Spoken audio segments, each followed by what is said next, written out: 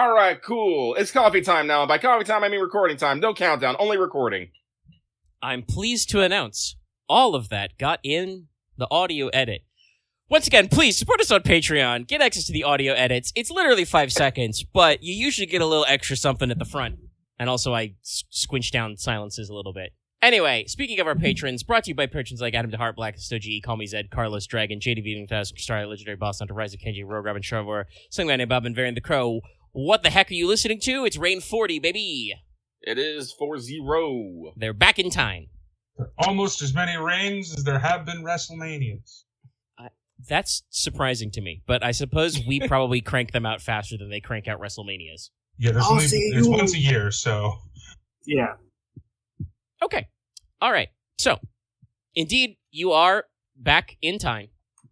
And specifically, we will be beginning the session by starting you off by returning to Stonehearth, your capital, the center of your lands, the peak of your power, the cool place where all your stuff is. That's where Breathe you it in. It feels your good stuff. to be home. Yeah. Damn, it feels good to be next. And I know there were some side stops along the way, but just for the sake of unity, I do want to quiz you guys all together. How you feel about rolling back up? You guys have been gone a month. Leslok is the Marquess now. Some news of some things going on has assuredly beat you back home. So obviously, as you guys would be approaching, there will be the house banners flying. You can be sure there's at least one bugleman out here to hit the trumpet and the drums, and all the signals. But you guys do have to go all the way up through the castle town to get back to the keep. So how are we planning on re-entering the town? Is Leslok gonna lean his arm out the carriage and wave? Procession of horses? Are you guys crazy enough to re-enter the town on foot? Parade through the streets? I was going to suggest the Marquess be on horseback with the rest of us. Yes, I think we should do horses. No, Baron Oro's not here yet. We do not have 75 golden camels. No, we don't need Leslok to be quirked up white boy. No, I've told you. I only use the make way gif whenever we're talking about Baron Oro arriving somewhere. That is canonically how Baron Oro arrives places. Maybe not literally on elephant back, but he arrives like Prince Ali. 4 women on the other sides of his horse. Fan dancers, banner holders. Unknown if he's got anybody to make out of character fourth wall breaking references like the genie. Anyway, yes. Logesh thinks you should appear astride a line of horses. Yeah, let the people see their Marquess. Let them Inos know is delayed, so I have no input. This is who's in delayed? charge. Yes. He stayed behind for a little bit, remember? Oh, right, the boat. Yeah. All right. Forgot to share this during one of the Halo streams. I'll wait. No, Sorry. Nicola would probably not be very nervous because, as far as he can tell, no one's expecting much of him right now. So... Yes, Nicola would think that. But what does the Marquess think? He thinks, If I caught that. Should probably make a grand thing about it, but I also feel like we need to get back and gather everyone anyway. Gathering people's going to take time anyway, so... Okay. Might as well make an impression. Make do with what you have. And that's even loaded for me, and I... As much as I make cracks about the audio version, this episode, you should probably watch a little bit of the YouTube version just because the kids are going crazy with the GIFs right now. We're very gassed up. Lucky's tired. That means my restraint is slipping. I will blatantly say that is my second favorite Disney film of all time. Emperor's New Groove is great.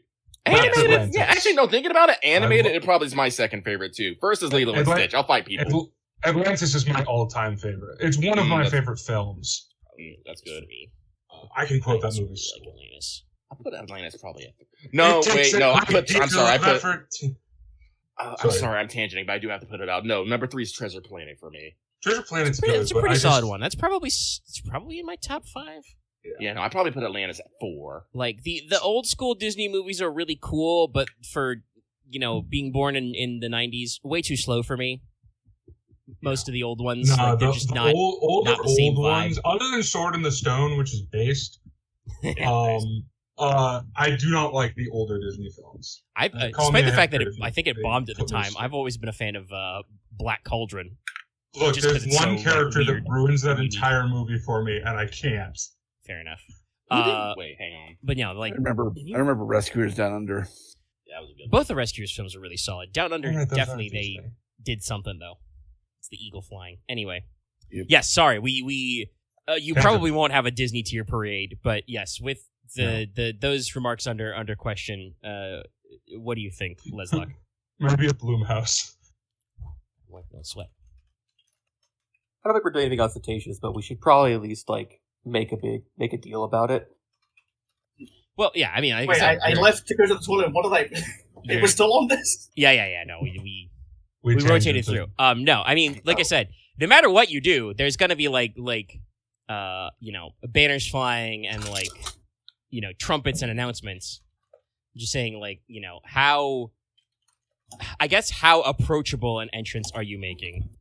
Like I said, you could wave from carriage window. You could appear, astride a horse, possibly gleaming and blinged out. You could, like I said, walk the streets. That's gonna be slow. Because I'll go by horse. Okay. Yes. All right. So yeah, the Logi lads re-enter Stonehearth on horseback. It's not a fast horse parade, but you are kind of up and above, and generally it is, as Leslok suggested, a little bit of a to-do. Like I said, there's probably starts with a couple of bugle or trumpet signals at the front gates. There are probably a couple of criers or groomsmen for horses who get out in front and are like, all right, clear the way, Marquess is here, clear the way, back you. Which obviously, that gives the people just enough time to flood the streets. And generally, the vibe of the populace is pretty positive. Some of them go so far as to, even probably hit the throwing, fistfuls of flowers. I would say grains of rice, except A, you guys don't have rice, and B, the people don't really want to be throwing grain right now. No, they need that shit. And I think we're a little pre-ticker tape confetti. But, waving pennants, that sort of a thing. We could probably throw some small flowers. Yeah. Fistfuls of flowers, that kind of thing. Celebration, cheering, huzzahs, that kind of stuff. Occasionally there will be, spots where either the town constables or, one of your various groups of men at arms have to block off the street. So that does involve, guys in their nice, polished armor and boots standing at attention, forming probably a picket of pikes or halberds, for you to ride under, kind of a thing. Given that some of your at least for the Marquess, the detailing is about, scoring a royal engagement. Not so much, the young ladies throwing things at you, but some of the rest of you do not have quite so famous love lives, so there are probably a few, silken handkerchiefs from young ladies flung into the group of horsemen. Enos, Enos elected to not defy physics and be here, so he does not score any. Nope. What's the... So as not to be rude, I won't throw any away. Nicola will resist his urge to matrix dodge these. But will look visibly uncomfortable. Yeah, like I said, it's probably not a huge deal, but it's not, it's a thing that people would think of. His drama queen senses a tingling. Yeah. See, despite the fact that Nicola and Inos are both messy bitches, they're messy bitches in very different ways. I mean, I feel like Nicola's sense of drama is about other people because of Nicola's complex about not thinking of himself as important or dramatic. Exactly. Inos is like, of course, I'm dramatic. Yes, it's about me, obviously, cuz... As several doves alight on Enos's shoulders. But yes, so you guys, like I said, stride through the streets all the way up to the main stairwell into the castle keep. Here there are more, knights and men-at-arms and staff of the castle, so there is indeed a lot more. This gets, I should say, a lot more formal and respectful, less celebratory. Obviously, they're still happy to see you, but it's much more, bowing, kneeling, saluting kind of a thing. Lots of people as they see, Leslok striding in, your lordship, sort of a thing. Mm-hmm. You guys, it may have been said while I stepped away, but this is a good show of force and also hopefully approval, because remember, we did have that whole civil crisis before this. Yeah.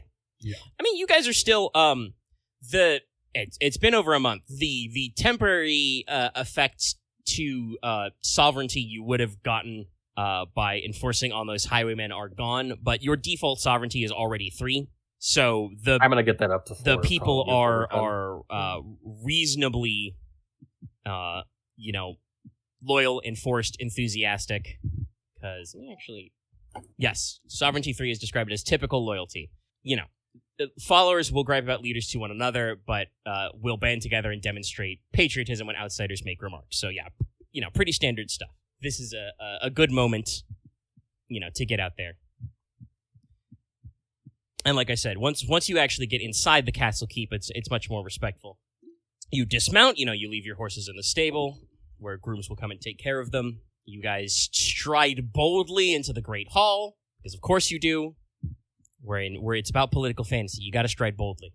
Here, the first to greet you is the Seneschal, your Aunt Ebel. She looks roughly the same as ever, which is probably a little tired, but, she's here. Nods and salutes to Leslok, but then we'll offer you a, firm handshake into a shoulder grip. Of course. More loudly we'll say, your lordship, welcome back to Stonehearth. And then, a little quieter, like, good to have you back. Make sure to count everybody out. And, sorry, it's still the warm in here. The coolness has not yet entered my room. But, you guys are all here. Sorry, drinking my water. Yeah, you would have already sent ahead, I believe. So yeah, she will probably mention that, she's waiting on all the members of your small council to enter town. Some of them are already here, obviously, but, you need a few days to make sure everybody assembles. Of course. And she does say, while you've been gone, there have been a couple of things in the office of the Marquess. Why don't we... Actually, she pauses.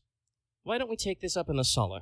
The Solar, which I pronounce as Solar there because I have an accent, is the private study and other, private room of what would be the Lord and Lady of the castle. So you have probably been using a personal study and obviously have taken use of the library and the Great Hall for meetings, but now that you're the Marquess, it is probably appropriate for you to go to the, innermost parlor. Pray return. No, there's no Waking Sands. We haven't gotten to the sands yet. Oh, wait, no, the Solar was the other one. Never mind. Actually, I think the Solar might have been the name of Benfilia's office, but... Yeah, I believe it was. It is like that, yes. Anyway. Well, are we going to the Solar? I mean, yes. Okay. Yes. All right. The lady asked, I will go. Well, she asked the Marquess.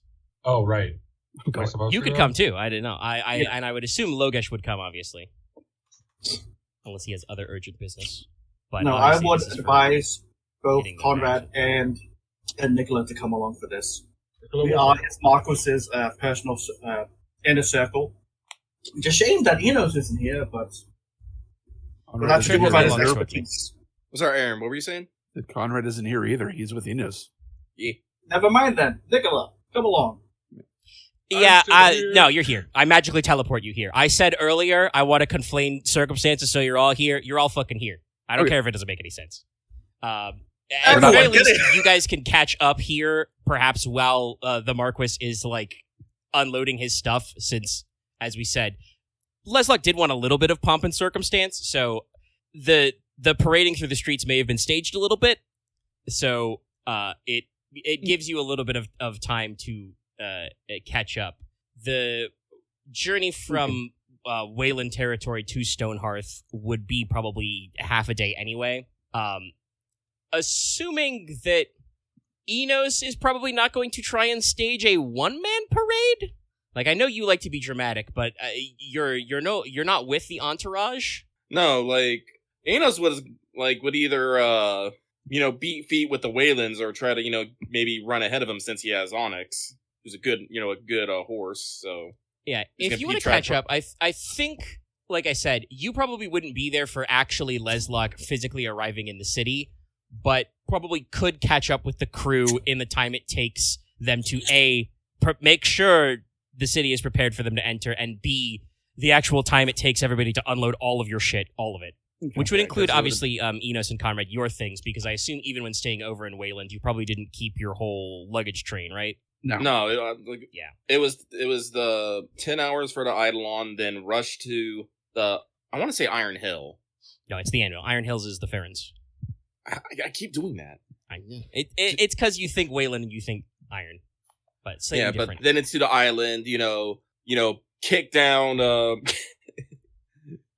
Wayland's on, be like, teach me a secret to mask, and he's all like, all right. He just fucking finger guns you. Yeah. Hey. Wait, hang on. Except the finger guns are tiny hammers. Anyway, no. But yeah, I like I said, we're probably bending time and space a little, but like I said, I would prefer to have you all here for the actual business part. So that probably means that the crew that does arrive here earlier, you guys have, maybe an hour or two to actually like dismount, unload your stuff, change to, non-traveling clothes, get comfortable kind of a thing. Whereas Konrad and Inos, you guys are probably stuck in whatever your traveling garb is. Yeah. Yep. But, Ebel doesn't mind, grabbing you all up. As you do walk and talk, to Leslok, she probably says, obviously, since you've had time to prepare, the master bed chambers are available to you, but we still haven't quite got enough time for what would it be? I don't know. I don't think is dowager the right word. The two Marchionesses, the former ladies of the house, not quite had enough time to get them all out of their quarters. So if you wish to use your own bed chambers for a couple of days, I'm sure nobody will object. I'll be fine with me, thank you. All right. So the Solar, basically Leofric's private office. You guys have probably been up here, each of you, at least a couple of times in your life. Mm-hmm. And obviously, the sons of the house probably a few more times, but definitely not being able to have kind of the run of the place, as it were. So I'm just giving my views. No, Eva will wait until you're in. I was debating if she would bring up any of the other bullet points I have while you walk and talk, but no. So, the Solar is a private chambers for the Marquess and Marchioness, and obviously haven't been properly used over the past 3 years. But now it's, at least one of, it'll be one of Leslok's iconic set pieces. It has a big shuttered window, because you're part of what makes it a Solar is usually that's on the upper level and, withdrawn. So you have a big, shuttered window to overlook the courtyard. There is a large fireplace here, very sturdy. The focal point of the room is the desk. There is a roll-top writing desk, so it's got the curved top that rolls back. It's made of a hardy boxwood and has some very elegant inlaid work, inlaid detailing. Not really any specific scenes, but, kind of like vague images of nature scenes and lords and ladies kind of a thing. The top ridge of the desk, which holds the roll top, is gilded work, and it contains a built-in clock and a couple of small urns or vessels to hold incense or perfume, or, if you're not picky, candles. Wonderful. Yibo mentions idly that Leofric inherited it from his great-grandmother, so it's a family heirloom. The room does contain, in addition to behind the desk, also scattered around it, and there is, I guess you'd call it a cafe table in this context, because it wouldn't be called a coffee table, because the coffee plant, you haven't discovered it yet. Red leaf. Yeah. Well, the funny thing about red leaf is, while it is fictitious, is I described it as a root, not a bean. Although maybe you also use the leaves. But yeah, you have a table for meetings and stuff around, and there are a handful of simple but very plush, very high quality armchairs to sit in. Like, the best way to describe them, they're expensive but not ostentatious. They're just made of sturdy wood and plush cushioning, and they're good to sit in. Behind the desk, there is a House Logi coat of arms.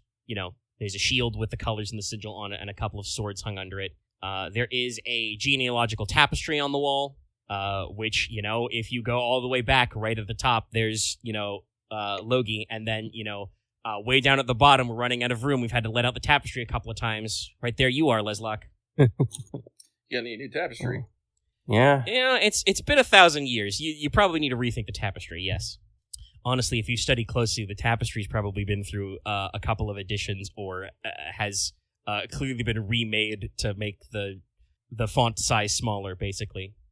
There are a handful of other wall hangings that are very simple. Looks like Leofric displayed a couple of antique maps of Teine, and also a few sketches and diagrams of handguns and pepper boxes. Leofric kept one singular portrait in here, hanging behind the desk as well. It is the inaugural portrait of Leofric's father, your grandfather, Leidolf Logi, from when he became Marquess. Your grandfather, Leidolf, you never met him. He died before you were born, unfortunately. Because his father, your grandfather, was I think it was Agilulf, the White Wolf. Yeah. He had a very long and prosperous reign. So your grandfather Leidolf, already has, a couple of, even when he was inaugurated as Marquess, has a couple of, age lines and warrior wrinkles on his face. Very tiny, temples of gray in his otherwise shockingly dark hair. And he's got kind of a stern, wolfish demeanor as he, sits with arms folded, glowering down at all of you from behind the desk. Yibel kind of eyes the portrait as you all enter. And I just imagine that Inos just bonelesses into one of the armchairs. Yeah. There are also some footrests, settees or divans, perhaps.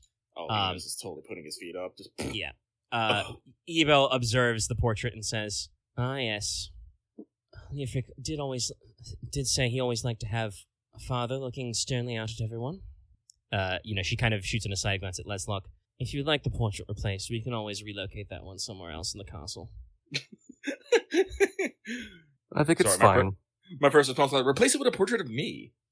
I was thinking. I think that was would also Is there a photo of? that would be in a different spirit, but a similar effect.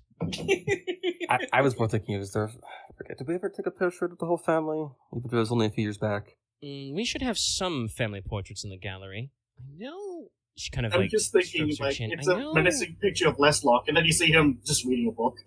Leofric had some family miniatures done for each of you, but there should be a large family portrait. If I recall the painting correctly, she kind of again gives you an aside. That would be several years ago, probably around your 13th birthday. So everyone in it will be quite young. Obviously, we'll have to sit you down and get you an inaugural portrait as Marquess. I do kind of agree with Leofric that hanging a portrait of yourself in your own office is a little odd, though. It feels a bit unnecessary. Yes. Though some might have more reasons. Lucky, I was going to say it, but I wasn't trying to bring it up. Well, too bad. You'll also need one of those. I mean, yeah, that's what happens. Hey, guess what? You're the Marquess. I regret to inform you, much like taking photographs in real life, you're going to have to sit for some paintings in your life, bud. I know. Anytime something important happens, somebody's going to want to get it added to the gallery. That's fine. You until you love me. It reminds me, it's like, if we listed all the renovations we need to do later, but that's probably for another meeting, another time. The rest of the room has kind of, like I said, warm, pleasant decor. Not a lot of like, trophies or awards displayed anywhere. Though in front of the fireplace there is a warg skin rug. So it's like a bearskin rug, but it's a wolf because it was a warg, so it was as big as a bear. Leofric did seem to keep some robust sets of bookshelves, flanking the fireplace and beside the desk as well. These are mostly loaded with bookcases with books of law, history, a handful of atlases of various places around Troycaron. But there's at least one set of shelves which seems to collect popular literature, written forms of heroic ballads, romantic tales, epic poems. One of your shelves is entirely taken up by an unabridged copy of the Septa script, all 7 books as well. Also, in case it ever comes up, the fireplace is equipped not only with, the usual bowls and scoops for ash and stuff you would expect, but several stout wrought iron pokers, and does come with a cast iron kettle for boiling water. Nice. Yibel points out you have a dumbwaiter which goes down a level to the kitchens, and there's a small silver bell to ring for service. To add some more personal touches, there are a few items which may be interested to members of the crew here. By the window, there is a set of hand-carved quattrarm pieces. The black pieces are made of obsidian. The white pieces are brass. The board is made of interlocking squares of boxwood and jet. They do, while they are handmade, do appear to be a little underutilized. Jet is interesting. It makes sense, but... Well, I don't know if we actually have ebony woods. I believe ebony is from deepest, darkest Africa, so... Yeah. You would have access to a couple of interesting dark woods, but ebony would probably not be one of them. Yeah, no. That's also where we get our clarinet wood from, too. Between a couple of the armchairs, there is a map table of Teine. So it's a table that has a surface which looks like a map. On another table, there is a fairly rough but well-made mahogany chest. It has a silver sigil of a crescent moon on top. If you would like to examine it. I mean, there are many leather-bound books up here. Sorry, I phrased that as a question. You guys don't have to actually examine it, but no one's telling me yes or no. I am not examining it. I am slightly winded, and I need a refreshing drink. It's not my place to examine it. All right. Well, guess what? That means next I'll talk about the office. refreshment cabinet, because that's about where Inos is headed. But for now, Leslok wishes to examine it. You discover it's a humidor. Oh! In it, there is a smoking pipe. There's a half dozen rolled cigarillos of Baco, as well as actual pipe-smoking Baco. Also comes with, cleaning and packing tools to pack a pipe. There's a couple of fire strikers, flints and steels. And there is a small case of pine wood matches. Fun lore fact, by the way. Friction matches don't exist yet. Oh.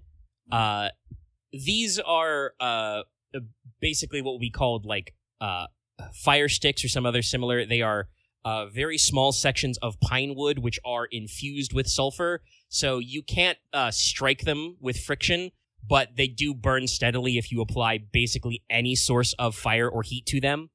This would be how you guys would, light a series of candles from, a starter flame, or also could be used as a match in a matchlock gun kind of a thing. But they do also work for lighting cigarillos or pipes. Ebel will, kind of just give you guys a second to, settle into the room and look around. She mentions to Leslok that the humidor and the supplies inside were supposedly a wedding gift from Lady Cressida's father. So your maternal grandfather. Inos, you get to check out the cabinet of refreshments, the refreshments cabinet. Yes. It's pretty minimal, but He's found the breakfast bar. no, sadly, it's a drinks cabinet. There is a small wash basin, and next to it there is a silver decanter to hold fresh water. You can find it full. There is a very fine set of crystalware. Ooh. Coming from Craig. That was part of Lady Majna's dowry. Inside the cabinet, in addition, obviously, like I said, you can get a ewer of fresh water, and there is the dumbwaiter. There are a couple of slim bottles of liquors. There's a bottle of local Genever or gin, so juniper liquor. There's a couple of opened bottles that have been resealed of high-quality whiskey and sealed aged bottles of imported rum from the Islas. Now Inos is going to just load up on the cool glass refreshing of water. I don't know the words I say there, but I'm getting a nice glass of water. Konrad will get the same because, like he knows, he just got here. So yeah, that's what it's there for. The last interesting thing is next to the desk there is a big standing cabinet or armoire, but it is sealed with a padlock. Eva kind of observes it and says, "I don't think we ever did find the key. Not sure which one you've had with it." Turns back to Leslok. "You are the Marquess now, so everything in the cellar is your responsibility. I can have a locksmith come and look at it." Everything the light touches. Sorry. Probably will need a new lock fashioned anyway. Well, you have to touch it to do Shatter the Soul. I know. If I'm not actually saying it, I am not saying it. I know. I'm just having a time here in text chat as I am losing my fucking mind. I apologize. Sip water. It's not your fault. No, he's No just... one's fault. I'm just tired. Yeah, he's tired. We're lucky they're both goop brained, and it's just like Me not having basically having no edit function while I type is what's keeping me energized. Yeah. Alrighty. No, I'm just imagining all of the boys clustered around the like I said, the decanter of water just sipping. Locks. Sip. Well then. I'm curious what's in here, but that's not the time. Alright. Then I'll send someone round to have it opened. She looks over her shoulder, like I said, at the crew and is like, unless one of them can handle it in the meantime. Inos will say it's like, I can, but only if you don't want the lock back. yes. I believe in a similar manner, my solution would be very much permanent. I could pour alkahest on it. Is basically That would help with the rest, though. The problem is... No. Alcast only destroys one singular item. Yeah, oh, no, okay. it's, right, it's alchemy, so weirdly like designate it. Right, Yeah. designate it's it. magical destructive. He pours acid on the lock and eats only the lock, but the lock would be super fucked. I mean, Oh, yeah, no, the lock I would no was longer gonna do. exist. I was fine just getting a new lock anyway, so that's up to them. I'll leave it to your discretion, your lordship. Very well, then. Feel free to take a seat, everyone. I'll take the seat at the head of the table. Yeah, you sit behind the desk. We'll politely Sorry. wait for you to get seated as well. Yeah, but it's just the idea of Leslok not sitting at the head of the table. And Logesh would have just nudged you in the direction. No, he can sit behind the desk. You can also sit Inos at will the flop coffee back shop into anyway. the chair that he was sitting in before. Yep. Decanter in hand, held jauntily. You need a. Feel like you need a fan to complete this. No, my lord Nicola, that's what the nice spring breeze is for. Ebo gestures at, like the big wide open window. It is good. It is nice to be back somewhere with normal weather. Quite. Ebo, kind of still assuming a little bit of a formal posture, but she turns back to Leslok, where you're sitting at the desk, and says, "Well, small council should be arriving in force either tomorrow or the day after. The roads are stable, but most of the matters you attended to before leaving have run their course, shall we say. While things are safe, people are no longer talking about the Marquess's justice being dispensed, but all of the remaining highwaymen have been dealt with. The call for use of public lands and fields has been pretty well organized, so we should be seeing the maximum effect in the autumn season. Though there are some spring crops, I'm sure it will give us benefit. That's good to hear. House is refreshed and, as I said, open. We've done our best to make sure everything is prepared, but, she shrugs. Now, I do have a couple of messages which are, if not priorities, I'm certain you'd be wanting to hear. First, concerning Lords Palick and Wayland, as I wrote to you previously, the two old rocks have put their heads together, and they've had some men running up and down the Rubiswraith, hunting for a new vein of silver. Unfortunately, and, she does kind of purse her lips a little, a couple of these surveymen have gone missing. We believe that signs point to an ogre in the area. So this is the part where I ask, what's common knowledge about ogres that we would know without having to roll? Without having to roll, you would know an ogre is kind of monstrum. generally described as something a cross between a wild man and a giant. Inos, you specifically, probably without needing to roll, would know that, according to your people, ogres are supposed to have once been a kind of devil that hunted and punished the gluttonous in the Nine Hells. Interesting. But their role appearing as outside the, in Mundo would be different. Mm-hmm. But yeah, that they're big, scary, rough, and they are ravenously hungry. One of you has Student Monstrum and can roll for more. Mm-hmm. I'd like to. Go for it. 8. 8. Ogres, rank, demonic beast. They are roughly human-shaped, but big. As I said, they are ravenously hungry and eat the flesh of humans, but will eat anything living they can. They tend to dwell in caves, swamps, and other inhospitable places. They are one of a rare type of monstrum that are actually technically capable of speaking human languages, but they're very dumb. But you would know the primary thing about them is that they do have a rudimentary hunting instinct and can set simple traps around their lair to catch food. They do prefer to otherwise pick off children and livestock rather than grow for full-grown ass men. Humans are feisty, okay? So Omega, I have a question more relating to comparison to outside game information, just so I can help get my head around these ogres. Sure. Is this like a Tolkien-ish kind of ogre more so than a, traditional one? Well, it's not quite like a Tolkien troll. They're probably not that tall. Warhammer ogre? They're big, stupid, eat anything.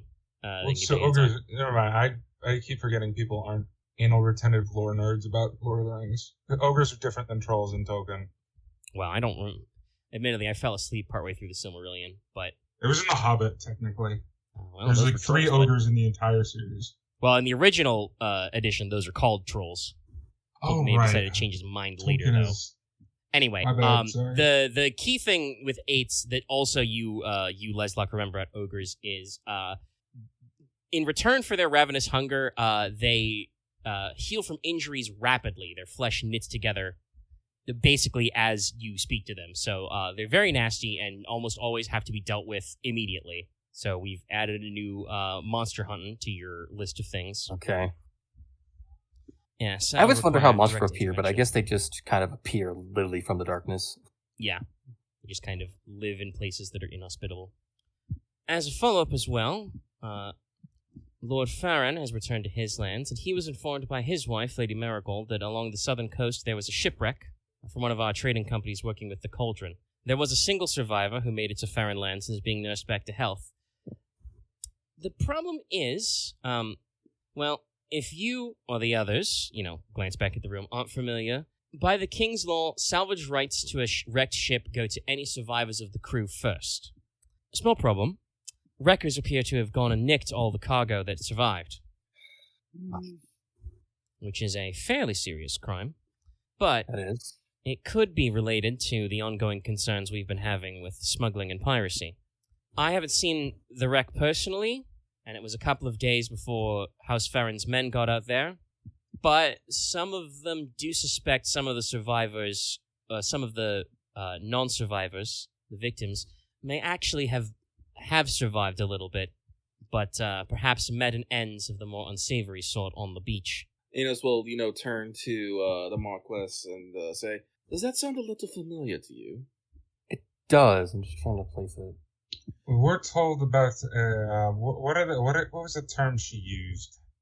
Well, out of character. Remember when we were talking about when we went to Sienna Alpin's place? She told us about how cargo was mysteriously missing from wrecked ships. That were foundering off the coast of Verity. But I was talking because you're right about that. But this also was something that the Lady Admiral said. There was I want to say Pirate Guild, but that's not what she called it. Brotherhood of Pirates. That would be a Brotherhood of Pirates. That's the bitch. Yeah, this would be a different situation. Yeah. As I said, Yibo referred to these as wreckers, which is what you'd call those guys. Not necessarily Legal being a salvagers. wrecker doesn't imply necessarily that you are wrecking ships or otherwise like forcing them to founder, but you're basically doing an illegal salvage. And a historical aspect of wrecking, to make sure everybody's on the same page, is that, again, because this is was a real world tradition of salvage rights, the crew had first rights to the right of salvage. Is that wreckers would finish off any shipwreck survivors so they could have rights to the salvage. Yeah, I gathered. Yeah, just making sure to spell it out for the people in the back. Mm-hmm. Which And- ironically is kind of worse than a lot of cases of piracy because Well, yeah, most pirates didn't want to kill the crews they were robbing from. They just robbed them. you would prefer to do it without a fight. Yeah, most pirates, I say. There were always some crazies. Ironically, the most evil pirate in FGO is Bartholomew Roberts by a large margin. Yeah, it's funny, but Black Bart was pretty He was nasty. very bad. Very funny. He liked burning people alive. It's a topic for another time, but And then the last note is just a message from Lady Cressida. She has been using her time to work on cleaning and clearing Tharfield Manor. She'll be returning from the grounds later today. Should be some repairs and improvements and be suitable for social gatherings, or if you ever feel the need to retire to the country away from the city. But she also says that she's been investigating the local mythology. She may have sent you a word about it already, but Yibo kind of rolls her shoulders and kind of takes a nonchalant posture. Some of the local staff think the grounds are haunted. There's a local legend of a ghost, the White Widow. Personally, don't take much truck with it, and Lady Cressida says she's fairly certain the house isn't haunted, but is interested in the source of the legend. I assume that she and you would know best, so shrugs. if we showed up there, any ghost would try to find us, so... Quite. And that is, for the time being, urgent letters. Now, funnily enough, you do have a couple of guests calling for your lordship, who've been eagerly waiting. Would you like to receive callers now, or do you need a few moments? As I said, we could ring the bell and rustle up some food, and perhaps refill the decanter. Looks over her shoulder to see, four young adult men just slamming back water. I probably will need one. I will be talking a lot, or at least dealing with a lot of talking. Of course. All right. Well, then, refreshments then, callers? Yes. All right. Nicola will pull a bottle from his coat. What sort of bottle? A bottle of brandy. Ah, I'm about to smack you. Why? day It's the drink. morning. It's probably like the middle of the day, but sure. I was like, can we save the drinking for, dinner? Nicola will put his bottle back. Lad, becoming you're a little alcoholic. young to start day drinking. I was being the court physician, I believe. The last I heard, you're supposed to have been quite well honored. Got a medal and everything. Nicola's not wearing the medal. No, Nicola's wearing the medal. Yeah. I heard the Probably improperly, but not, like... Aunt Evil, folds her arms and says, "Now, you best be hoping that your poor old mother and father haven't heard what exactly you've been doing to earn these medals." I assume I'll get an earful from my lord father. Yeah, only if you're unlucky. No, that's if I'm lucky. If I'm unlucky, it'll be my lord mother. Yes, your lady mother, I'm sure. Anyway, for now, first, as I said, refreshments. So yeah, she, uses the dumbwaiter. Probably just calls straight down to the kitchen because, there's no intercom. Comes back with another fresh decanter of water and probably, I don't even know what, daytime nibbles would be. Fresh loaf of bread, wheel of cheese, maybe? Get you some roasted nuts. You got a kettle up here. They can send you up, I guess it would be loose leaf. Tea caddy? Yeah. Yeah, now that I got water in me, it's time for some tea. Like I said, you've the fireplace has a cast iron kettle for this purpose, so you can Excellent. boil some water, pour some tea. Like I said, fresh loaves of bread, wheel of cheese, that kind of stuff. Maybe a little bit of like a fruit spread. It's springtime, And then once you guys are all settled, Leslok can return to his seat. Ebel, returns to standing before it and says, "All right, first, we have a most unusual caller. Someone coming with a letter claiming to be sent in response to certain activities while you were away." Ebel shoots a glance at Nicola again, and you're not sure why, until a voice from outside, unsummoned, calls, "That sounds like my cue." In steps a person you would say she's probably around 17 or 18, like looks around your age, but it's hard to tell. Pale skin, probably like ear or neck length hair, top of the neck, the color of autumn leaves, bright blue-green eyes, splash of freckles, slightly pointed ears. I was right! I don't do that, by the way. We want to make it clear. I feel like that's Inos in character saying that's right. I want to say, bounds? Strides? Saunters. No, more springy than that. Oh, okay. Up to the desk and, takes a deep bow and introduces herself. "I'm Essifer, your lordship. Squire to the Fairy Queen." Ooh, that sounds so good to say. Rubs her hands together. Hey, who in the crew speaks Elvish? Is it just Nicola? Yo. Guess I better start learning Elvish at some fucking point. This may be obvious to the rest of the crew, but to put a point to it, Nicola, you would know the name Asilfer literally just means good elf in Elvish. It is possibly one of the most generic names for a fae you have ever heard. So definitely not her real name. Got it. Well, that's the funny thing about names. When do names become real? She True, just might be true. a good elf. She is a good egg. She is appearing clad in full fairy mail, by the way, glittering rings of metagrease. And upon her back there is a spear of a light wood with a head that is of a curious kind of green glass-like substance. Hold on. Oh my god. I just have to go back a second. My brain just caught up to my brain. Did she say Squire of the Fairy Queen? Yes. Okay, so, because I'm not as big of a medieval fantasy nut as everyone, does Squire not imply direct apprenticeship? Not directly. Okay. Squires would be, ranks below knights. Gotcha. But also, I don't know if everybody caught it, but student. that was in character when she said, "Ooh, that sounds nice to say." No, Yes. I was about to say, no. Yeah. The fairies I are having definitely fun, caught it. are playing a nice little game with ranks and courts and stuff. Well, no, but also, she's, I would guess, obviously, I don't know for sure, I would guess she's of the spring. Summer. Yeah, it's summer or winter. Just there's only two. Oh, right, there's only two. So, yeah, she's definitely summer. Yes, she would actually introduce herself, of the summer court.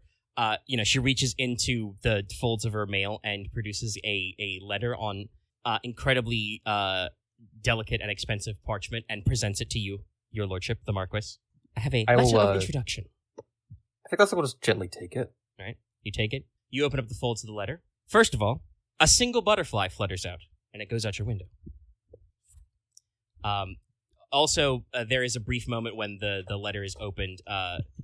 All of you can kind of smell just kind of like the smell of the springtime. Fresh flowers, growing grass, that kind of thing. A little bit of that, smell the air has right after a clean spring rain. The crisp spring. Yeah. That smell. Like I said, all of you kind of smell it for a second, and then it kind of like passes. Though Leslok, you can tell that the letter feels perfumed. In incredibly delicate, flowing script, but using a dialect of Crownish that is at least a couple hundred years out of date. The message reads basically, greetings and salutations. We, and yes, we're using the royal we here. Mm-hmm. That's what the letter says, by the way. No, there's no parenthetical there. But we were most pleased to receive a letter from thine servant thanking us for the entertainment of our servants. However, we have been informed by our good neighbors that the result of such interactions was not as intended, and that we have accidentally given offense. To repay the favor of both your compliments and the situation of the Grand Melee, does use capital letters, we entrust this squire to your service. May she serve you well, at least until such time as we have need of her again.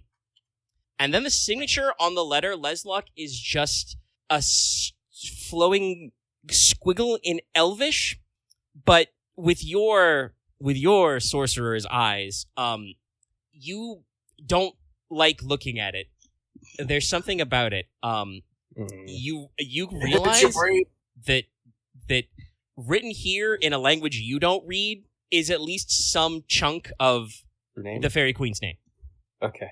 And just looking at it, you feel like there's something like there to even read the name. You feel seen? Yeah, a little bit. Someone's gonna have to convince me not to strangle Nicola. Hey, we got a whole ass person out of the deal. I think we can. Not gonna be me. We got a whole ass Fae out of the deal. That's it. Hey, Fae are still people. They are. Are they? Hold on. Yes. So this is this sounds They like are they are mortal creatures from the other side who play by their own rules, and you have basically had one invited into our home. I feel slightly insulted by that remark. I don't Well- know actually. Well, you should not. more You have or not less aired. Insulted? Yeah, actually, no. You know what? Inos will actually say this out loud. Leslok's gonna gently put this note into his desk for later. Yep, you've got yours for that. It's like Inos, will turn to the Fae Squire. It's like, I mean, you don't no disrespect, but we have just got out of a very tense situation with your people, and I have just found out that my cuz has been. Nicola, Dallas, did you actually tell anybody you were writing to the Fae? Yeah, I showed you and the Marquis. Why can't I fucking remember his name? Yes. I'm gonna be real. I'm gonna be remember if really you real. showed I don't us remember the you letter. showing me this No. letter. I think you showed Leslok the letter. I definitely showed Leslok and Logesh, and I told you for sure, because this was when Konrad was doing the vigilante stuff. So Konrad is the only one I didn't show, but I told him later. In which case, it's been a while. Yeah, It yeah. has been a long To time. review Yeah, for the listen, crew, Dallas, because do you by remember- the way, do you remember I've been how I- holding onto this fucking one since that letter got sent. That was like 20 sessions ago. I have to ask, Dallas, do you remember how I reacted to you telling me this? I think you were pissed, but understanding what I was doing. Because if you remember the letter, it was basically a letter to discredit and annoy the person who attacked us. Yes. Yeah, to the To Fairy remind Queen. everybody, Nicola successfully, I think he made a roll on this, wrote a Yes, it letter was very good. addressed to the Fairy Queen, basically in a very roundabout way, kind of damning by faint praise. Yes. The Polite, petty bullshit insults. the she courtier and the knights who she sent after you at the Grand Melee. Yeah. I think it was specifically only about. I don't think I wrote about the knight. I think it was specifically about the person in charge. Yes, the handmaid. But yes. So if actually, hey, Leslok, you just wrote the letter. The rest of you see Leslok, by the way, read the letter and throw it in the drawer. Leslok, go ahead and roll me empathy. I will. I don't think this had anything to do with the legacy of my parents, but it matter then. But no, yes, I think I definitely would have been pissed because you're basically, I think you're throwing insults at, a royal figure. You, who is not even the heir of your house, who is merely a doctor, is throwing shade as a representative of, someone's house. You don't do that. Why are you doing that? That was before That's before the fun. battle even happened either. Jesus Christ, so many eights. That is a lot of it. 2 10s, And 2 2 10s. 7s. Yeah, no, okay. All right. So basically, this is something that we've discussed before because you guys have asked questions and even gotten a few things resembling straight answers from the Fae. And I also literally wrote a new fairy. Yes. In the name of I know I the saw Fairy that. Queen? Yeah, in the name of the Queen. I wrote a new fairy esoteric discipline. The first rank of that is about owing debts and favors. They as a culture are compelled to repay favors and debts, and also to insist on repaying them. So, what happened here, Leslok, you basically add 2 and 2. Nicola wrote a letter. It was catty. Clearly the Fairy Queen thought it was funny because Nicola has his hair growing on the inside of his skull or something. The black dog didn't kill him in his dream. No. Well, actually, I have the lore that's back this up because that's the 5th level of that discipline. If you personally insult the Fairy Queen, the Wild Hunt shows up. Yes, no, so it's bad. That's bad. Don't do that. You will die. And like I said, Nicola did pass his language checks to avoid these pitfalls. So, like I said, obviously she found it amusing. But even though he phrased it in such a way so that anybody could read the subtext to be that it was, like I said, damning by faint praise, that means that letter-wise, strictly speaking, he offered compliments and praises. Yes. Leslok, you basically understand with your amazing empathy roll there the back half of this. The High King and some of the other members of the King's Court spoke to Lord Ferretti. Lord Ferretti spoke to the Fey Knights who were basically, part of his posse, right? Mm-hmm. So you're pretty sure, Leslok, that diplomatically, this one went back up the chain from the Ferretti side and has gone all the way back up to the Fairy Queen, where it was, presumably in polite terms, explained to her that at the very least, sending adult Fairy Knights in replacement of the team of youths was against the strict rules of the Grand Melee at the Festival of the Rising Dragon. As we've said, there's supposed to be a cutoff of, 20 years. There's a technicality there, yes. And the Black Dogs were also probably not according to the rules. Obviously before she could claim ignorance, but now that the rules have been clearly explained to her, she understands that her servants did a goof. So Leslok, you get this, that basically that means that Nicola paid the Fairy Queen and her entourage a compliment that was not answered. So her way of repaying you is to send a servant. I guess the terms of that, it's like, is it ad infinitum? She's just around? Yeah, she's in your service. The letter says until you release her or the Queen has need of her again. Okay. So, like I said, Asifer, salutes and nods her head and says, at your service, sir. Also, please, for the love of God, don't refuse or send her immediately back. That would be very bad. No, I wasn't going to do that. Like I said, she literally asked when Inos spoke out loud, hold on, am I being insulted? And Inos said, no. I'm not insulting you, I'm insulting him. Which is fair. Wait, I mean, what? Oh, you play this game here as well? Is this one the Lord Nicola? Is he the one we all point and laugh at? Yes, often. We shall do so now. If you actually literally point and laugh at Nicola, Asifer will join in. Yes. Her laughter is like spring waters rushing over rocks. Mm-hmm. Nicola, please, for the love of stone and shadow, stop doing things on your own. I want to be very clear, sir. I asked full permission and was given it by the Marquis before I did this. And unfortunately, Leslok, this is when Inos is going to turn on you. And so, my lord, good idea to acquire the attention of the good queen. Leslok looks behind him briefly. Just okay. Leslok, when you look behind you, what you see is your grandfather's slightly disapproving portrait, as you have not had it moved. What did you expect to be behind you? I just double checked to see if the Fairy Queen's not behind him, but she's not. That's why I said the good queen. Yeah. It's like, I check behind me. Or the eyes of the portrait are following you. Or Lord Brother, did Nicola not explain the possible repercussions? I didn't expect the full extent of it, but I was hoping for at least. I want to be very clear. I explained in great detail everything. I did not know she would take notice so quickly, but I explained because of what could happen. It's cuz the good Nate, God, fuck, damn. I'm sorry. I'm tired. I'm trying to maintain my flow here. The good neighbors do not think as well. Not as well. God, fuck. The good neighbors do not think as we do. You, of all people, should know this. Also, I as understand that. a point of order, it is not often that my queen receives letters from mortal men, especially those outside of our good neighbors. I think she thought it was quite novel.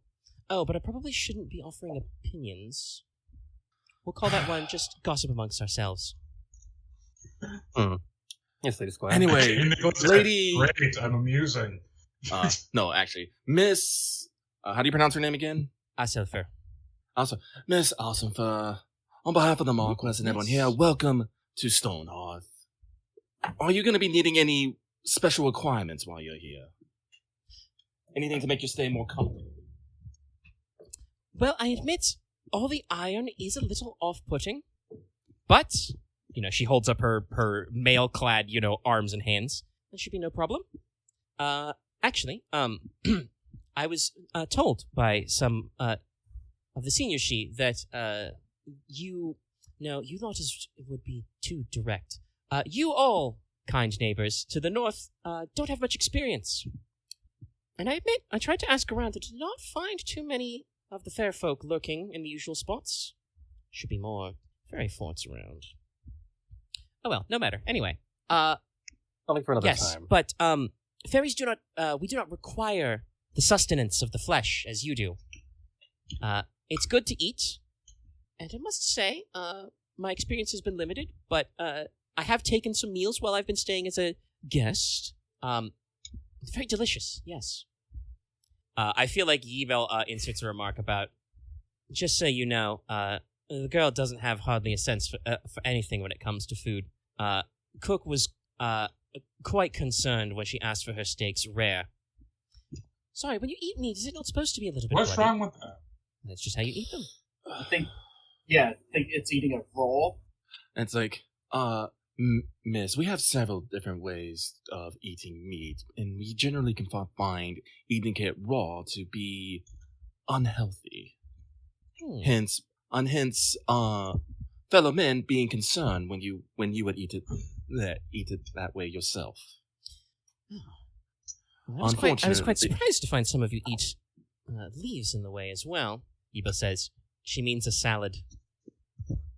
Yes. Anyway, no, my only requirements are sunlight and fresh water. I am of the court of summer, so a coat perhaps will be needed in winter. Of course. But no, other than that, we are quite all right. She turns back to Leslok. Before my recent but very deserved promotion to squire, I served as a page in my queen's court, which basically means I and the other pages ran around and did whatever things she needed. Fetch this, go here, stand there, hold this, drop that. So if you need any holding, fetching, running, grabbing, bringing, or taking, removing, pushing, pulling, other, what you call them, verbs.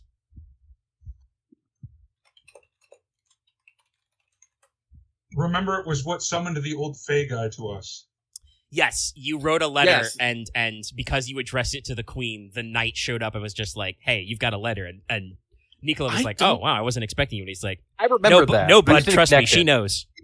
Inos wasn't at the house at the time that he arrived. Yeah. Oh right, yes. So yeah, no, I don't think Inos I'm knew. fairly certain. No. Enos. I mean, Because Enos I would told know you in, when we did our. Because remember, this in was structure. Oh, that's not this quite was the word. before we did our big group powwow. We need to do Enos, like I think you would have been separate informed things. after the fact in generalities because Nicola either fessed up about it at like dinner that night or it came up when you guys did have a group thing. No, I was very open about everything about this. This was not something Nicola was ever hiding. Yeah, but I think still it was might not have surprised. come up to Inos. Yes. Because remember, we ran around a lot during things. I know I at least told you after the fact. You probably Also- did, and I was probably pissed. But like I said, this is the thing that's making me mad. It's like I'm not mad at you. I'm not mad at you. I'm more mad at the fact that I can't remember if I was mad at you back Of course, then. it's been like 20 minutes. I can't assume remember if I was mad. I don't remember the exact session either. I feel like the read was as you would expect. Inos, I think, was a little peeved, but more so that Nicola let this one fly when you weren't there to intervene.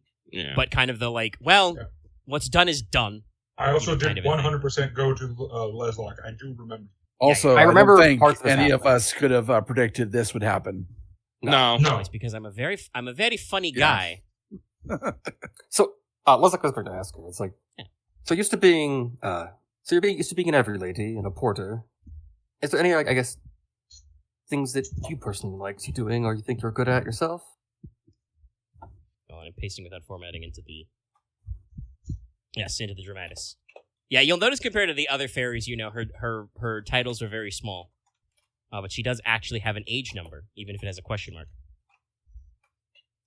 And she just says, That's my reaction too. she just kind of stops for a second, stands, in kind of that certain curious way you're realizing that fairies just get to stand, where they kind of cock their ears and just says, well, my martial talents are a little new, but those are fun. But if I were to list my skills, I'm probably best at skulking and hunting in woods and glens. Don't have a lot of woods and glens on your hill here, but we can do hills too. I feel like I don't even know who she would decide to. Probably Inos, because he's doing the most talking, but I feel like she pivots and is like an aside to Inos and says, there's not a fairy fort under this hill, is there? I'm pretty sure there's not. It's like, I wouldn't know if there was. But There you say isn't. you're good skulking and hunting. Are you good at finding as well? Sorry, was that finding or fighting? Finding. Oh, well, let's actually, let me double check. What the stats? Look, Nicola is very apologetic for all this. Dallas fucking loves this. No, like, out of character, it's all like, nah, this fucking tracks, but gotta... She kind Acts of like, nods because and I says, want to, tracking, exploring, discovering. wonderful. I don't feel the need to hit you with every single stat she has, but this girl does have 2D plus a master die in student wilderness. Yeah, Whoa. she's very much giving me Ranger vibes. I'm Like, just saying something with the I table. should also probably mention, in addition to the spear, she also probably is armed with a bow. I will say this as just X to everyone at the table. It might be a good idea if we can maybe have the Fae Squire help us get in touch of actually knowing what is the Fae points in our country, and maybe she can help us understand about the ley line problem too. Cause, do you want more fair running around the country? Well, there's a couple of us. It's kind of... I don't know if I What's the should be reverse of a offended summer by home? that. I guess that would be a winter home. Sorry, Crownish isn't my first language, but I studied very hard to be here. Because on the one part, I'm It's quite like, Fae, but on the other half, Inos will be like, I you are get doing it. very well. I just like to be aware of who else lives in my land. Especially it's Cause not remember- all mine anymore. Cause this is one of those things, the more you look at something, the more it looks back. That's actually literally true, but only for my queen. Yes. And it's like, I know you like knowing things, but some things are best left alone. Take it from me, a people who likes to hoard secrets and mysteries. Okay. He did not take it. No. He's thinking. I will not He say said this okay. out loud He has to because it process. is above my station. Um, But Leslok will never leave a mystery alone. I also, since I did tab down to her stats, I do want to read you guys the box text I wrote for her description. The first, because I wrote it this way intentionally, but the first line is kind of funny. Asifer is an elf, who looks like a young adult. She's tall, thin build, delicate but sharp features, because all elves get beauty 1, get the first rank of beauty. Pointed ears, slightly sharp teeth to match. Pale skin, like I said, splash of freckles. Brilliant blue-green, hair the color of autumn leaves. Like I said, she's tall and thin. She looks a little scrawny, maybe a little underfed compared to humans, but not quite gaunt. And my final note is, has a pleasant, guileless demeanor. She's a good elf. I have a feeling she was chosen as much for our benefit as for her own benefit. No, like this, like out of character. No, this is genuinely not an insult. The fairy queen thought like the cut of your jib, and so she sent someone nice and pleasant in opposition to what we got. So she is probably going to be a good, helpful elf. But I mean, in her case in particular, I just more mean I don't know if that attitude is well suited to surviving in the Fae court. She did just Or any literally court, say by the that way. it was she already understood the common pastime of picking out a person to point and laugh at. Yeah, I have a feeling she was that person. I'm not gonna lie. Of course not. I mean, she was not the only page, I Yeah. assume. But no, I guess the actual so response should be. I'm sorry. What was that, X? I thought Now it was- you say you're a squire, right? Yes, sir. All right. Well, let's see how good your fighting skills are at some Oh, point. God. we have a hunter. Oh, God. There, but that's another matter. Now is Konrad What? flirting with her. What? I'm going to train her for crying out loud. Jeez. Because No, honestly, I was Ooh, going I to might like leave her training. with Konrad or like with Logesh on a long-term business, but that's I guess another time. As soon as you mention leaving her with Logesh will death glare you like, no. And But- so, like, out of everyone here, Konrad here is the most experienced with exploration on wild lands and such things. So you'll probably be seeing each other fairly often. In your service, sir. I guess my All actual response earlier is, if in that regard, if we should leave everything with the Fae involved in Teine untouched and separated, how do we isolate Lady Squire from all those affairs and all of ours? X said too many words and mumbled them, so I'm not entirely sure what he said. Can you repeat that, X? Would it be a good idea to isolate her? Let me say it again. Yeah. Considering, as you said, we should leave all the Fae in our country untouched, and Teine untouched, and separated from our own affairs, how do you think that we should isolate the Lady Squire from our affairs and her from any of ours? Like, I don't think we shall isolate her. And so, like, we shall put it to use. We shall use her talents to the best we can until we either have no more need of her or have no more need of her or she is required by the good queen. As I said, we have multiple incidences now where her skills might come in great handy. We have an ogre to track down and records to find. Ooh. Good, because I was worried that you'd be bothered by me suggesting she participate in that. No, I'm not saying. Sorry. No, go, Konrad. I think what Inos is saying is that we shouldn't go poking around what few Fae folk are here in our lands are doing. Leave them to their own business. Yes. If they by some chance need our attention or we need theirs, yes, then we should investigate. But to investigate merely for the sake of investigation is being a nosy neighbor, and no one likes a nosy neighbor, cuz. Despite smelling Better- like is it iron, better to this be- one is very, very, very intelligent about these things. I just thought that it was better if we just at least know where and what they are, but... A comment about smell aside, yet no, Inos is very knowledgeable. I wouldn't say knowledgeable, more Sharp-witted. Yes. So we shall take this as a boon. But we shall not tarry over long on the good squire. Yes, I think Ebel you think? reinserts himself in the conversation. Yes, as I said, your lordship, despite this one being so interesting and enthusiastic, you get the impression, you're not exactly sure how many days Asafar has been here, but you get the impression that she has been a thorn in your aunt's side the entire time. Oh. What, I someone with an apologize. overly bubbly I'm going to assume that personality she dealing arrived the with, day after the letter was sent. Oh, not that fast. Disappointing. This is just a note of Axe, the player, saying no, because like previous you guys took it as me saying it as Leslok, but there are a lot of things I want to learn about Fae things, but I don't know how we're gonna get there, so... You could ask her, just that requires ask her about her social culture. interaction. It also requires, I don't know, like, saying it in a way that doesn't piss other people off. Oh, Ask well, the well, difference well, between like, hey, I would like to talk to you about your culture, and hey, let's go, unearth all the people in here and disturb whatever they're doing. That's not what I wanted. That's not what I wanted to do. I'm sorry, Definitely what it Axe, sounded like. Yes. I just wanted to know because I thought the way she talked about it is like they're all kind of like gone or missing, and I was like, I guess we should figure out what the deal there is because I No, thought that this- was the No, Axe. she actually said this earlier. She described it as the opposite of a summer home, and then went, I guess that's a winter home. The impression she gives through idle conversation is that there are fairies in Norlon, and you guys do have a couple of local legends about them. It seems like it's not like retirement home's not the right word, but like it sounds like Norlon may be the place that some fairies manage to squirrel themselves away to get away from it all, as it were. gotcha. Yeah, this is the wilderness. Axe, and it's Pissed a off very the simple, queen. Let's it's a very go simple reason, Axe. vacation It's in not Norlon hidden at for all. a couple centuries. Yeah. You know what fairies? You know what fairies really don't like? Metal. Iron. You know what we have a shit ton of around here? Iron. I think there is iron you could literally pull out of the ground here. Yeah, no, that's why there's not a lot of We don't fairies like here. that, It's because no. this is the iron place.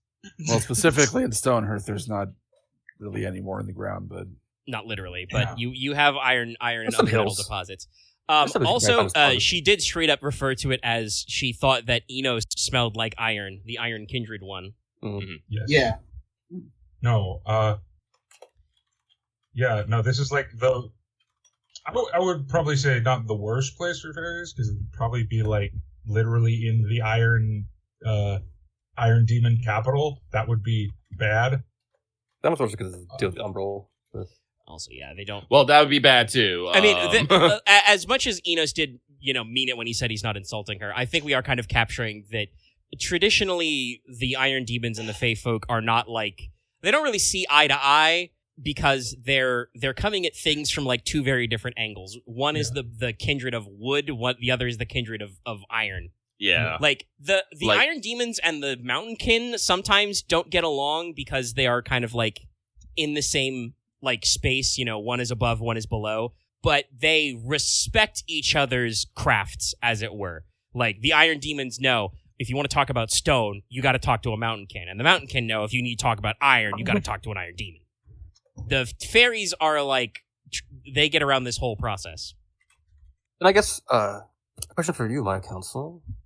Do you think it's better if we put her to do something right now, or she stay with us for the time being and see how we work? Because we have a lot of things we need to get through, Let's- and a lot let's- of things. We can table this for later, cousin. I think also they mentioned that there were more than one person waiting for you. Yes. What I'm saying is, like, we want to keep her in the room, or we want to like, her ghosting down. Send her out for now. Okay. She just jumps out the window. Please tell me the window was open. Yeah, the window's open. The window's been open. Yibel, Yeah, let's breathe Okay. in. Yibel Oh. pinches the bridge of her nose slightly and says, "In future, I've been dealing with this for a few days. All right, be careful how you phrase things. Yes. She's very literal, and I only think she's pulling my leg half the time. The other time is Yes. just that I'm pretty sure that she only learned to speak Crownish within the past few months or days, but those might have been different to her. It's weird. They're very weird. They're annoying and they're weird." Timescale is bendable for them. She looks at Nicola. "You've made things annoying and weird. I may need to. Oh no, she holds you accountable. I may need to rethink my decision whether or not to talk about the crossbow incident to your parents." I was going to cut at any I point. do apologize for this. Yeah, she like again, kind of lets it go for a moment. She just lets it out and it's like, "No, it's fine. As you said, you weren't expecting it. I don't think anyone was expecting a bloody letter from." She kind of like looks around the room. She took note of your language. "The Queen of the Fair one. Folk." That one all right? Should be fine. I Okay. think. I I hope. didn't realize we were avoiding the other way. They'll but- probably notice when you. They'll probably know when you say it. I go with fair lady myself, but Esopher's head rises above the lip of the window. Fair folk, fair lady, or any other combinations are perfectly fine. Referring to my queen by her title is usually how you mortals do it, so, as it seems that you've guessed already, good on you, good for you, you're doing great. Fairies are aware when you use their proper names. My queen has been called by her title so long that, it's kind of important. If you were to actually speak her name, she would probably be bound by hospitality to show up immediately. And boy, let me tell you, it's been a couple of centuries since that one happened, but she doesn't like that at all. It's often quite bothersome. Yeah, that does much. Yeah. She says this with like the enthusiasm white and joy knuckles. of somebody describing like, your cool aunt coming to town. She talks about the fairy queen showing up to deal with mortals who speak her name out of turn. Yes. No, it's crazy stuff. For others, it's only their, as I said, proper given names where they hear. And also it tends to matter proportional to the power of the fairies. For instance, the name I have been given, yes, me, is Aesopher. But I regret to inform you that there are honestly quite a lot of elves who are also named the same or similar. So if you mess up the syllables a little bit, it might not even work. So God you can damn say it. my name, and I probably won't notice. If you said it with intent, though, I would know that you're calling for me. If you said it my 3 son's times, name is also Aesopher. But, if you just said it in passing, there's lots of Aesilfers around, so they might not even notice. At least not any more so than you lot do when anybody uses your proper name. Make a point. It's like, Inos, we go over to Wade and it's like, thank you, Elsifer. You have been very helpful. And we'll pat her on the pat her on the head. You're gonna walk over to the window to do that. I'm pretty sure I'm not far from the window. She just casually lifts up one arm and gives you a little salute and says, there you are, sir. Now I should actually be going. Like I said, if you need me 3 times should work, but maybe just once with feeling. And then I just imagine that her head and fingertips sink below the lip of the window, and if you guys go to look out, now she's actually probably she's not. standing guard in the courtyard somewhere, humming to herself. You notice a handful of butterflies gather around her. Quaint. It's what I can think of when she disappears. I need to say this now just to get this out of my head to all of you. Mm-hmm. I hope having her around doesn't mean that she's just going to collect all the things we say and then gather them as information to tell other people, but I think she might. I'm hoping she doesn't see it as more as then gossip to tell people later when she's getting into another job. No, she's only gonna Like I said, she seems a little. I would say this because you rolled. You've rolled empathy earlier and you've been with her. Like I said, I described her as guileless. You guys could probably pick up that. While you would assume that she probably has some capacity to obscure the truth, being a fairy who has lived, as any one of you can reckon, about 18 years, 18 summers, and not died horribly. She probably knows how to not say things. But specifically, Leslok, you would know because you read the letter. Yeah, she's in your service. You accepted her, so that means she works for you right now. Yes. And specifically, the queen would have to call her back from your service for her to leave it. Which might be a while, because... You never know. Or it could be tomorrow. Who And knows? also probably it'd be terrifying if she needed to. Yeah, but if you're concerned about it, just merely tell her not to, just tell her not to. Yeah. I'm also sad nobody what bit when I've she said noticed she and talked read- about you guys, you mortals being able to tell when people are using your proper name. Mhm. I had a funny bit for that one, but she left. From what I've noticed with them, it seems like if you tell them not to, they won't. Okay, then. They're not the type to scheme unless they find it amusing. Yeah, they totally. Well, I'll say the Fae folk probably do scheme, but not our good elf. She's a good elf. From what you can tell, scheming and cunning and long-term stuff, that seems to be a winter thing. Summer's kind of like seat of your pants, heat of the moment, seize the day kind of shit. And I'll have her sit in on the count. Then I'll say on the major council meeting, I'll probably have her sit in, because I might want her input for a thing at the end. Stand in the back. That's fine. You guys should have squires in attendance. You may also want to brief your small council. By the way, if you see an elf running around, we know that one. Maybe we should get the crest of Logi on her thing. I mean, aren't they used to me running around? You're not that elf-like. Also, Yeah, and actually, also, you don't want- I just and realized, sorry. The phrase I want to take that is, does Nicola run around? I feel like Yeah, I he was about to That's say, actually shuffles.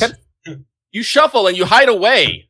No, I occasionally run when I'm late for things, He's late. He's late for a very important date. but in that panic, awkward way.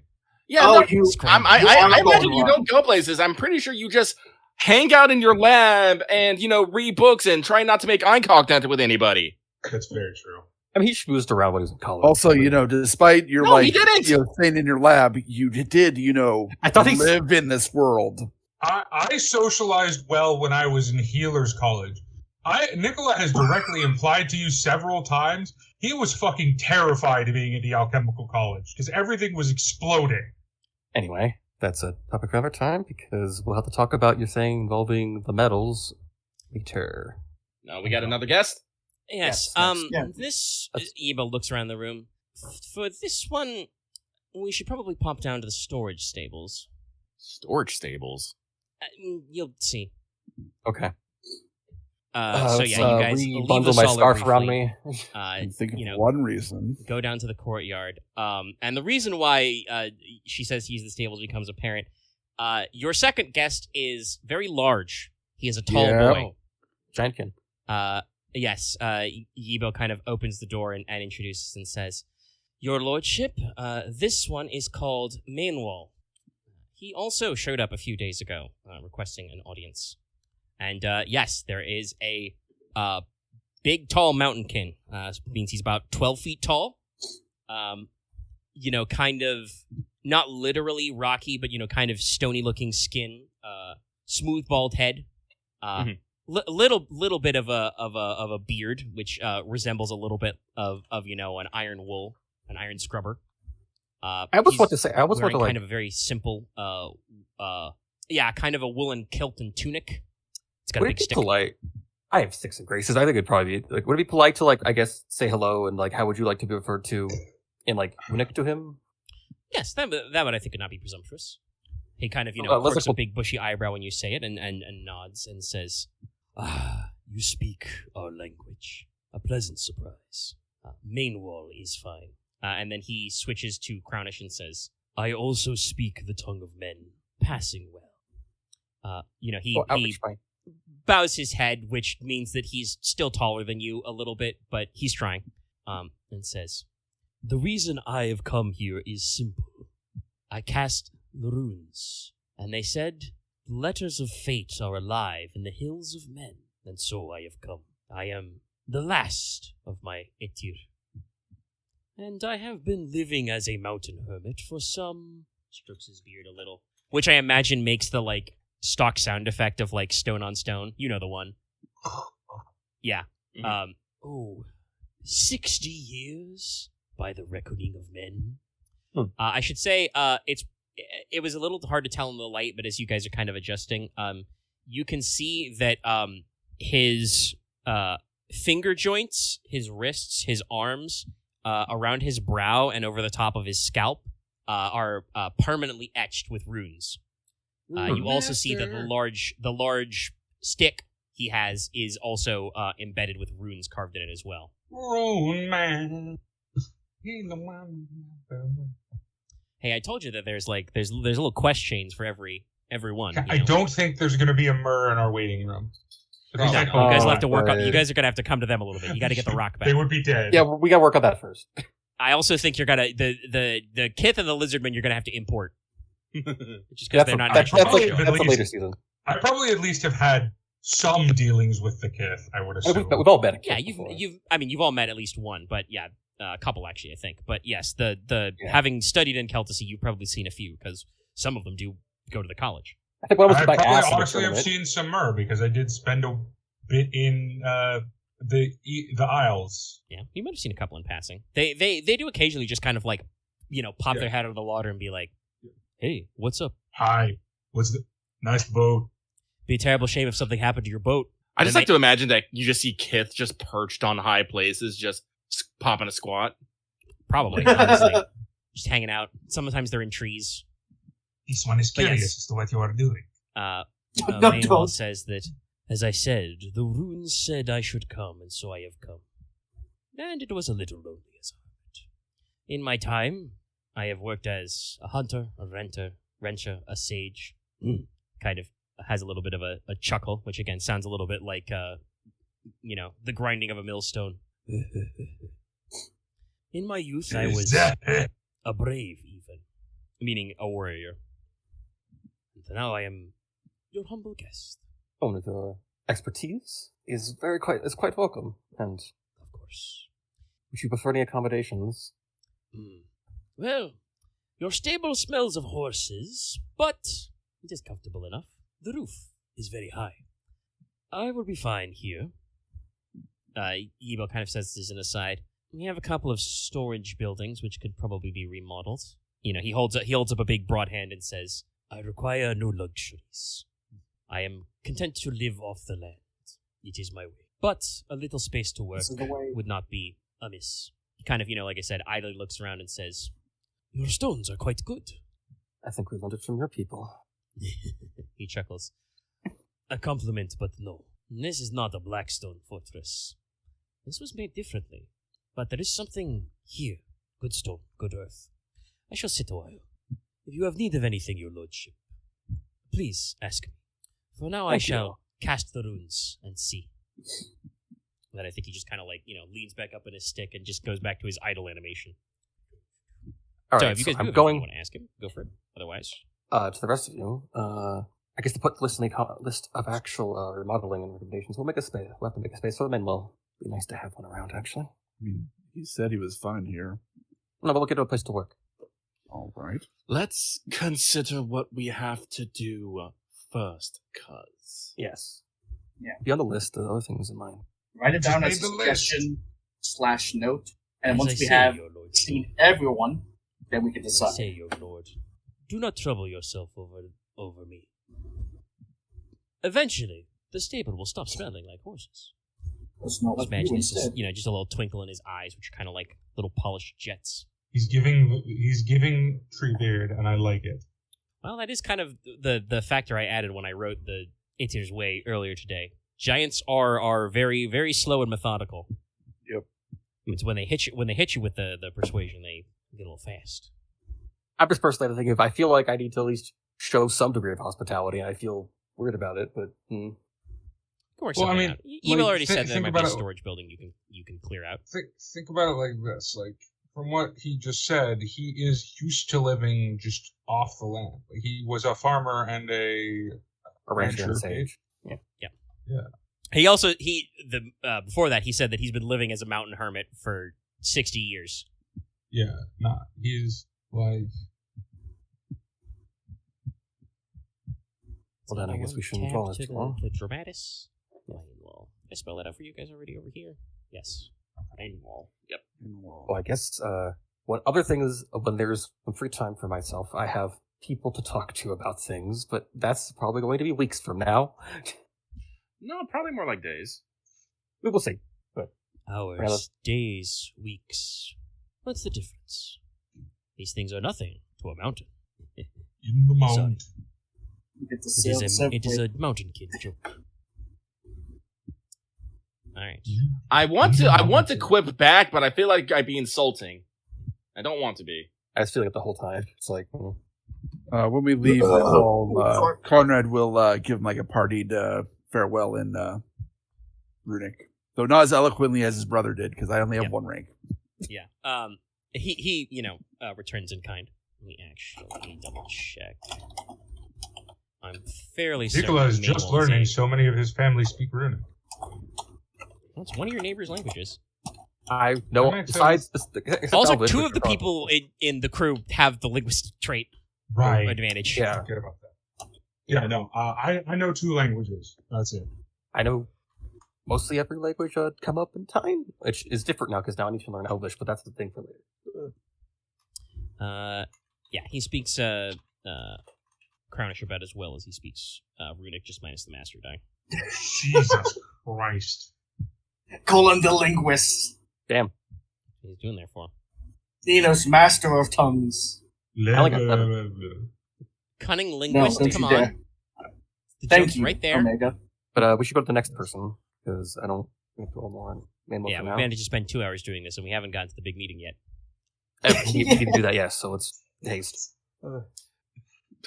Almost If you want to haste, don't. I'm gonna say, if you want to haste, don't try to dwell on everything. Axe. So the final one, we'll make this shorter. Eva will actually take you back to the Grand Hall and to the kitchens, and says, "Our last guest is not strictly calling on the Marquess, but is another ambassador of our respectful neighbors to the north."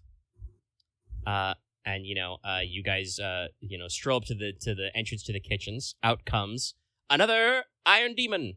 This one is a young lady. She's got, a little tall, kind of an athletic build, less slim than Inos is, red violet sort of skin. And the immediately thing you notice is that she is decked out with what looks like a lot of rattle for cooking equipment. Carrying a pack and belt with like cast iron skillet on it. Got leather rolls with banks of knives. On her back is what at first you thought was like a heavy saber, but if you get a better look at it, the outline of it is clearly a oversized meat cleaver.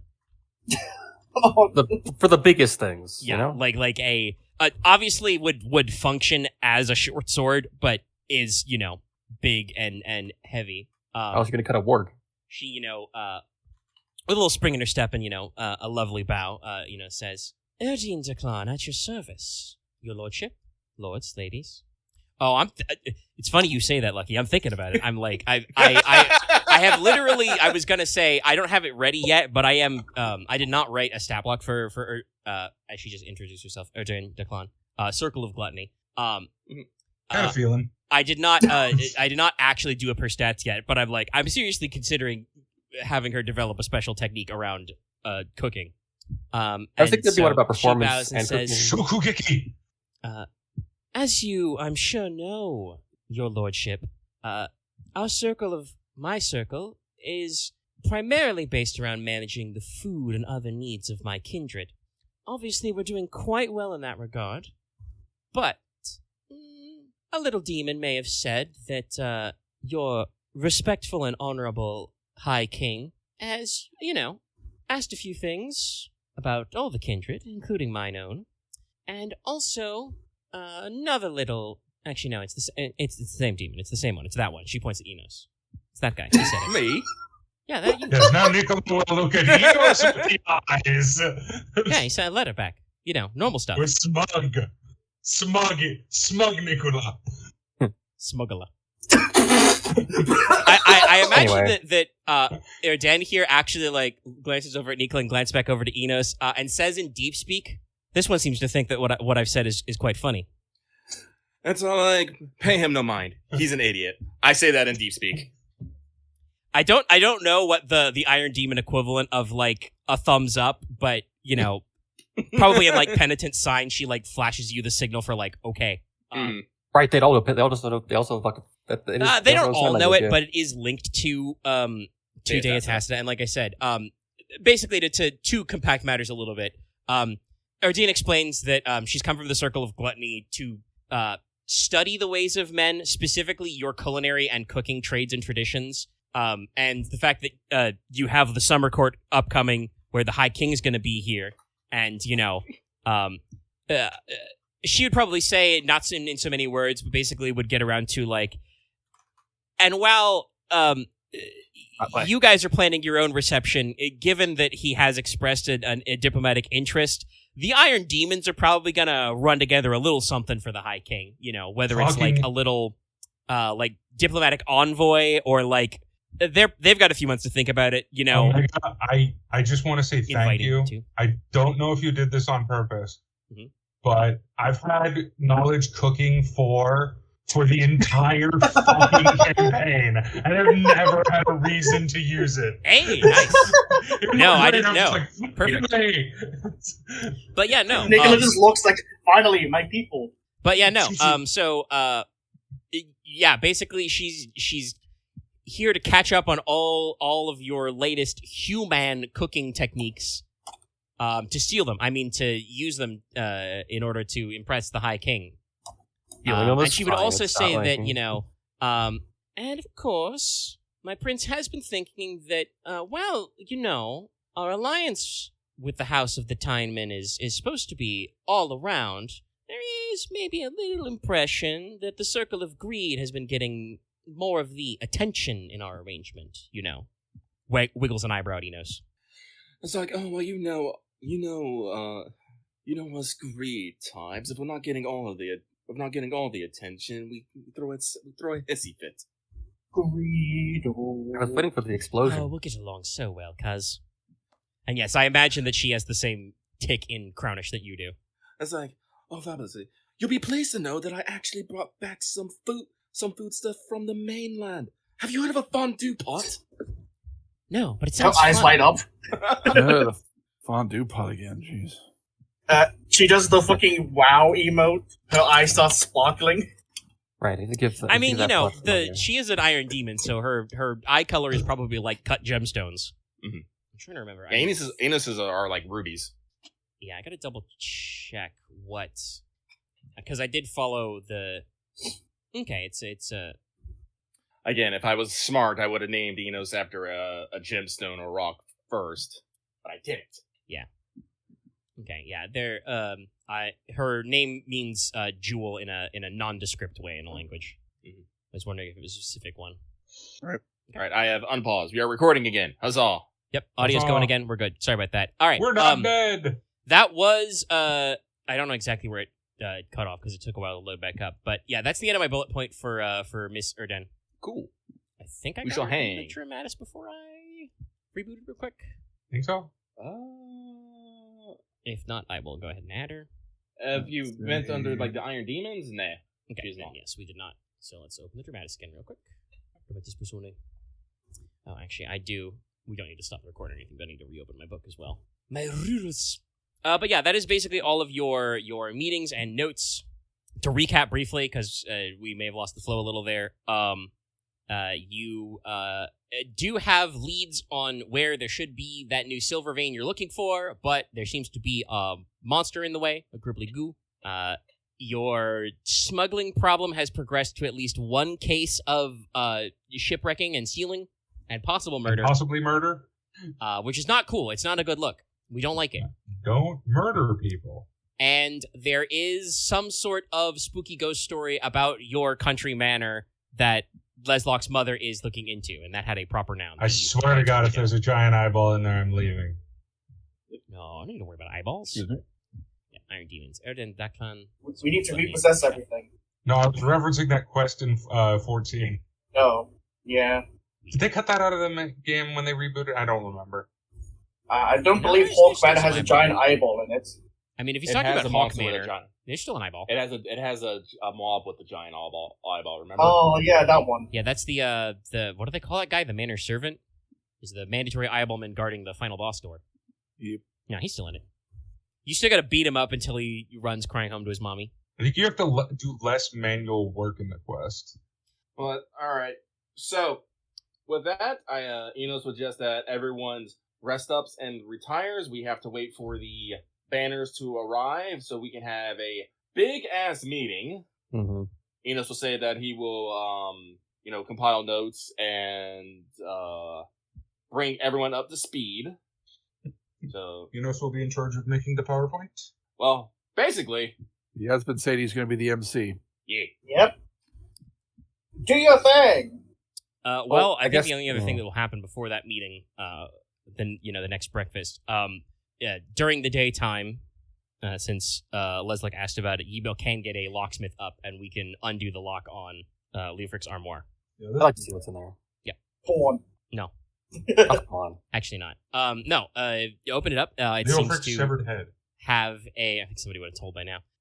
That's morbid. Mostly it just has what would seem like some just personal private effects of Leofric. There's a couple of silver inlaid hunting knives, a pair exactly.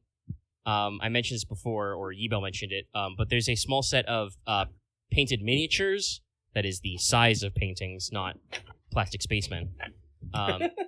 But yeah, they're little wood painted miniatures. Each of them is a picture of each of the children with Leofric and their respective mother. So he's got 4. There is a larger portrait identified as a self-portrait of his mother, your Leslok's grandmother, Ismay Logi. And also, I put this in my notes literally in parentheticals. I wanted to bring this up that, I don't think anybody's asked, or if they have, it's been a long time. I've personally been running the assumption that your paternal grandmother's not dead. She just retired to become a nun. I didn't know that. Was originally from House Farran, so the last time you guys probably saw her was Leofric's funeral. So, your grandmother's around. Oh. It's just that, like I said, she's a nun now, so it's not like she's in charge of anything. But that was just one of those notes that I was writing this, and I was like, oh yeah, I think I've always had this in my head, but it just hasn't come up Never with the came boys up. ever. I that almost feels like this thing of Logi women just live a long time. It's more like Loki men die young. Yeah, I was about to make the your, joke. Your and grandfather it's didn't die plus young 2. necessarily, like I said. His father had a long and storied career and lasted a long time before he inherited, and so he was already a little old. And Wulfric, died tragically along with his wife in a monster incident. But yeah, there's a self-portrait of her. The Bureau collects a lot of just, it seems like, a little bits of jewelry and accessories. Leofric had pins, cufflinks, badges, a few medals and ribbons, probably some ring type accessories and small stuff like that, and a few amulets and charms, little knickknacks. There seems to be a section of the armoire which was doubled as a medicine cabinet. There's a couple of common herbal remedies and oils. Nothing special. Just seems like this is just the place where he stored it. There's a few vials of like some like courtly tier perfumes because you don't call it eau de cologne because cologne is named for a place, which is very silly, by the way. But marketing, I guess. We can't call it perfume. Perfume's for girls. Well, we do. Probably most interesting to you, well, there's a few things that would be interesting to Leslok. But one thing that would be interesting is on the inside of one of the armoire doors, there is, a hanging mirror. Oh, nice. And there appears to be a personal shaving kit. Straight razor, brushes, base, and that sort of thing. This is actually unusual. While the straight razor has probably been something that you've had for like at least 100 years. Straight razors are pretty old. Typically, you do not shave yourself. That's what barbers are for. He was always busy and had only did them. Yeah. And also, the shelves do appear to rack up a handful of things that Leofric had from his traveling years. There is a book of pressed herbs and flowers. Looks like he has a couple of fossilized drake teeth. Several, sample kits of minerals and rocks with hastily scrawled labels that are, barely legible. A handful of antique coins and potsherds.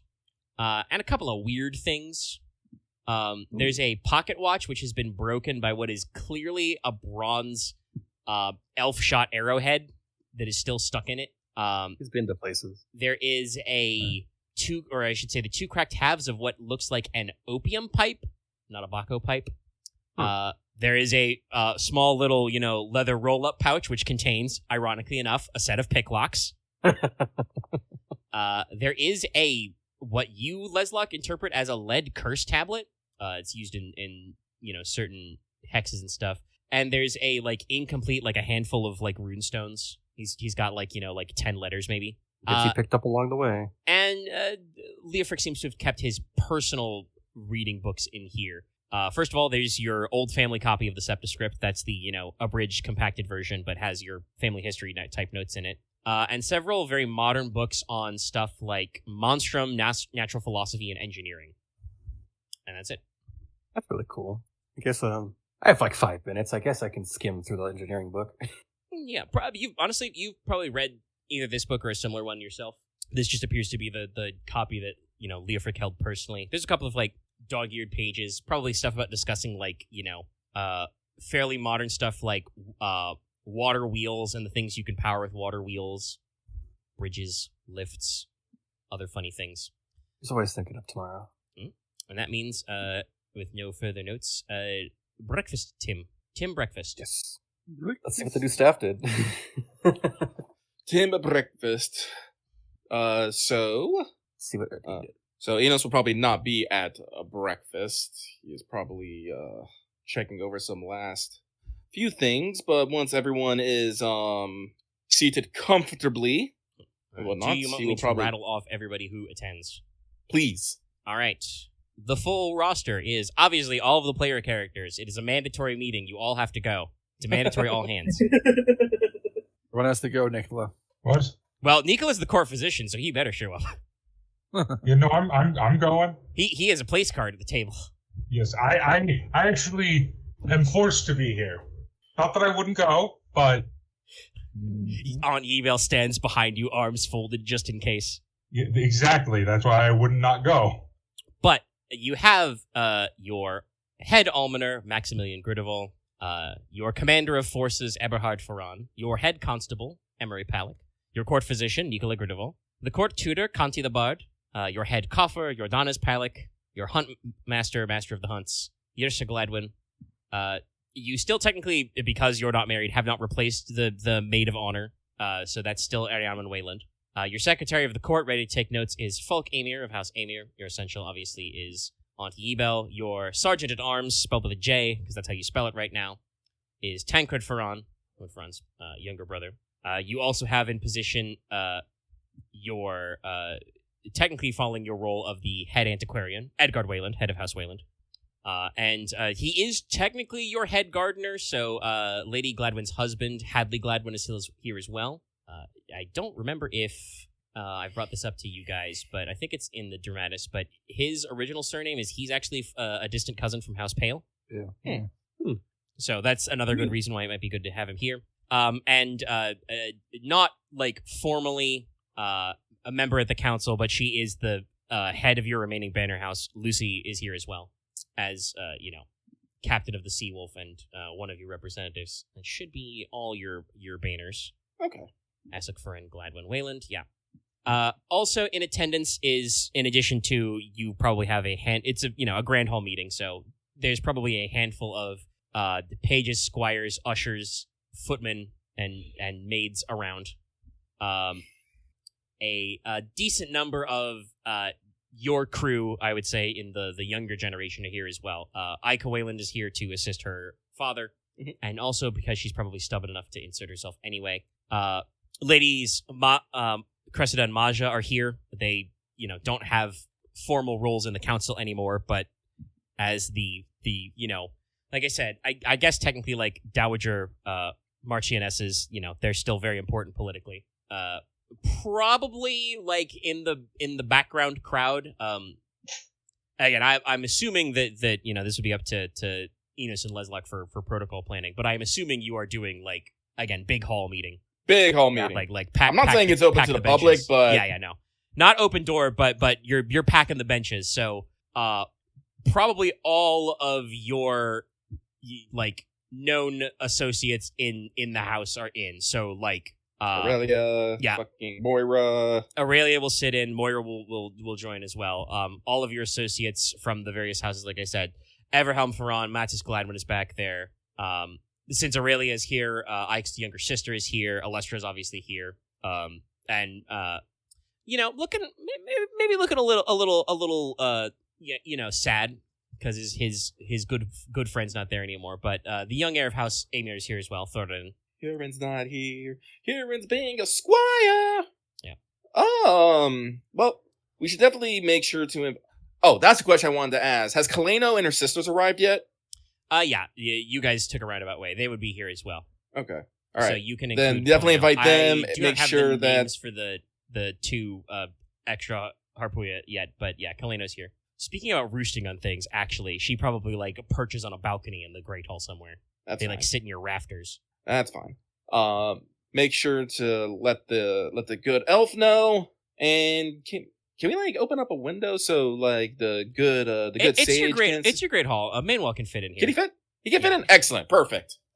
He probably kind of like sits cross-legged on the floor and is the same height at like your bench tables as people sitting on the benches. Mm-hmm. All right. And but also in attendance are X number of spear carriers, basically red shirt lords. Yeah. Nice. Mooks. Listen, think about crowd shots in like Game of Thrones. There's always like a bunch of guys along the wall in every shot. You're pretty sure last season some of those guys were played by different guys. But they're here, okay? So Lucky's making a roll real quick. Which one? The Taste of My Tears. Ah, you wish to set the tone. Yes. Oh, and also, actually, I should mention, if you want her here, you have a lay priest, Sister Iceland. That's true. We probably did beat our actual bishop here, Archbishop. Yes. If the new archbishop has actually arrived in Teine, which he probably is somewhere in Teine, he definitely has not had enough time to move into the chapel and set up the cathedral and set up the bishopric. That's okay. But I don't know. I think you guys think that's okay, just because that wasn't explicitly in your notes, but I don't know if you guys want to set policy with your lords how we're going to handle that one yet. Yeah. Because it was a little on the fly, but I don't know if you guys talked with the rest of the small council about who you wanted to push for your new archbishop. So some of them may know that this guy was not your pick. Well, no, because we decided it on the boat. So okay, I don't know if so we you told thought about anyone. it. So it was still in the air, but yeah. Okay, got a because couple you told us about it on our way to the boat. no, he told us about it when the old guy retired and says, "I have recommendations." Yes, that was before you actually started towards Enlightened. We might not have decided until we got on the boat, but no, we knew about it beforehand. Okay. Man, you got But- a shitload of 2s and some 9s and some 4s. I don't think necessarily my height or anything matters. Let me double check though. Taste of My Tears. Despair, similarity, love and funeral alternative. No, but just Make a roll that sees I should have moved the red direction I desire. I would like to move to shift to interested and attentive. All right. Yeah. So Inos, you probably have something. I don't know what tool you would like for this, but a gavel, a walking stick with maybe an iron cap, you know, I don't know if you want to be really weird, you know, a bell, something, but you know, you basically, call the team meeting to order, and as you desire, everyone kind of like, you know, the you know, stops, and everyone kind of like, you know, turns to look towards you know, the head table with where I'm assuming you are standing, you know, in front of the Marquess and all the other hoity-toities. All the hoity-toities. But yes, Inos will enunciate and project and let his voice be heard. He will start. Good morning, everyone. I'm glad you can all be here. I apologize for the rush in getting here, but as you may know, our Lord Marquess has only returned a few days past, and we have a lot to talk about. So instead of us running around telling the same things over and over and over again, we have decided to hold a big meeting and get everyone caught up at the same time so we may tackle our future problems and celebrate our future joys together. Approving, murdering, stamping of feet, rattling of cups. Inos is actually looking quite crisp and formal. Even wearing spectacles. You know, Inos doesn't wear spectacles. He's doing it just because he wants to be a dramatic bitch. Yeah. But he has a sheaf of papers in his hands, and he looks down on it. Let me go. It's like, first off, in regards to the Marquess Logi, Leslok Logi has officially been made Marquess. Duh. But Huzzah! I might have Round a of older huzzahs. version of this, but Yes. I still have the list. So. yes. Unfortunately, though, there was no positions in the High Council remaining to put our good Marquess in, so instead he has been made an agent of the crown. Inos will briefly go into what an agent of the crown is. I feel like for austerity, there's like stands, just there's the pin, so like the pin like glints in the light a bit. Yep. It's on like... moving on that very same day, the very same hour, the Marquess Logi and Nerissa's Peteroy have agreed to marry, signifying a major event that could be the highlight of the year. Details will need to be hammered out. I personally think that a wedding next spring or next fall would be the most apt. We should discuss these details at a later time, though. Slightly louder, huzzah. Yeah. Sorry. I imagine Leslok is just like, yeah. Yeah. I'm trying. I feel like I was trying to be very quiet for this right now. He's projecting himself pretty loud. Yes. Now, in regards to Sir Konrad Logi, actually, I have to ask, is my, like, yelling voice, like, seeming too loud, but seems still yelly? I'm not entirely sure. No, you're good. Okay. You sound like you're are projecting. speaking at a louder register, but it is not, like, breaking the audio levels. Okay, good. It's like, in regards to Sir Konrad Logi, I am happy to report the efforts of our good lord. Leofrix Logi's silver tongue has been recovered. At that point, Konrad will like bring it out and like lay it on the table for everyone to see. Mm-hmm. Approving murmurs. Murmurs. Yes, the murmurs. And has exposed the machinations of a group called the Syndicate. Please keep that name in mind. We'll be speaking about it later. But in even more joyful news, Konrad has become engaged to one Rena Martlet of the House of Martlet of Verity. I'm not engaged to her yet. Yeah, Yeah? no, they haven't been engaged. I thought you had. Recording. According with intent You're speaking, to engage. like, I think the intent to marry is in there. I don't think he's part Yeah. of the question, though. Nope. Not formally. Not formally? Okay, then I will enter this. Has entered courtship. It's good. With Rena Martlet, although the exact particular has not been finalized. Yeah. Out of character, Aren, I posted this. You should have said something. I did not. There was see a lot of that was messages. mentioned.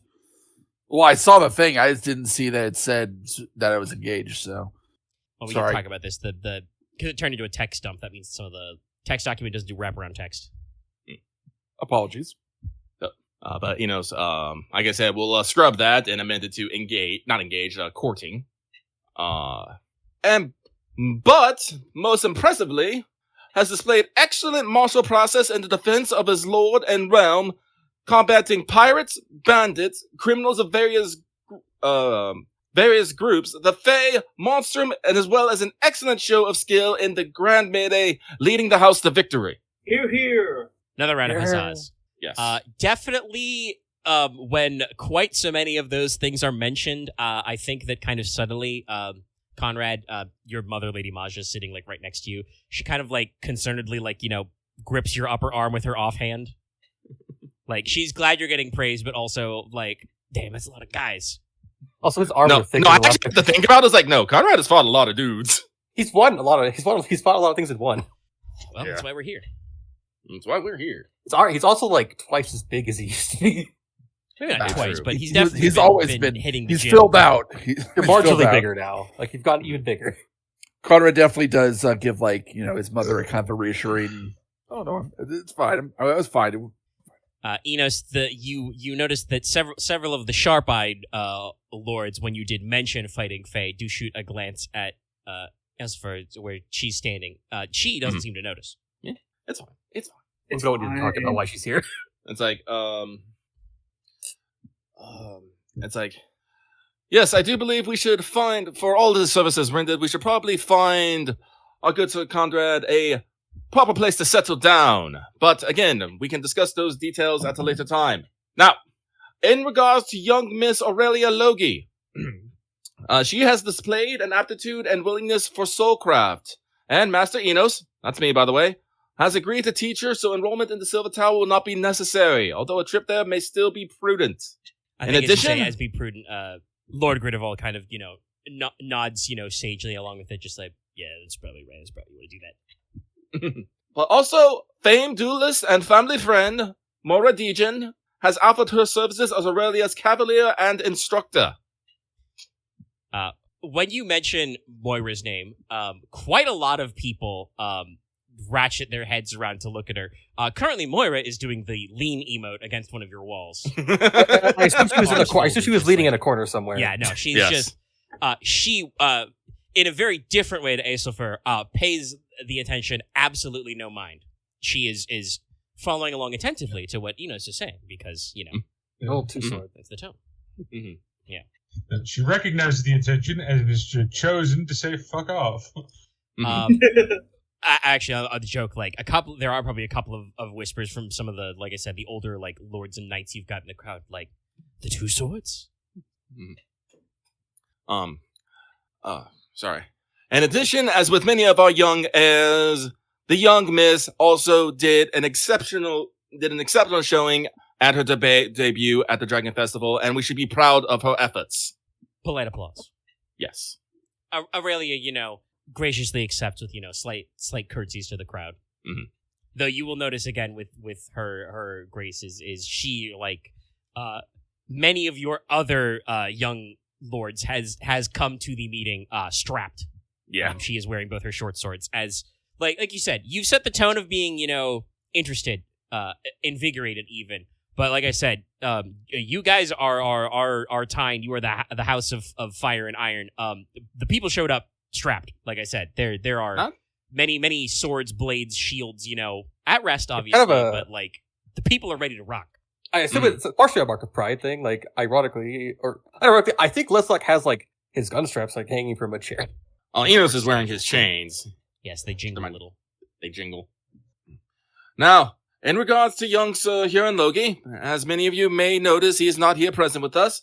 That is because due to his fine showing at the festival in Great Mayday, Huron Logi has been accepted into the Blood Shields and has already accepted and begun training. Another kind of like polite smattering of applause, though some people are a little bit like, well, he's not here. But they still get into it. Mm-hmm.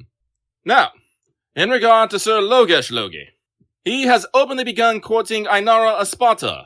One might even say it was love at first sight, or even love at first stab, even. Pleasantly. I had a feeling that was in my head. That was the first thing that came to my head. I'm like, that's gonna be it. That's what I'm gonna be hearing.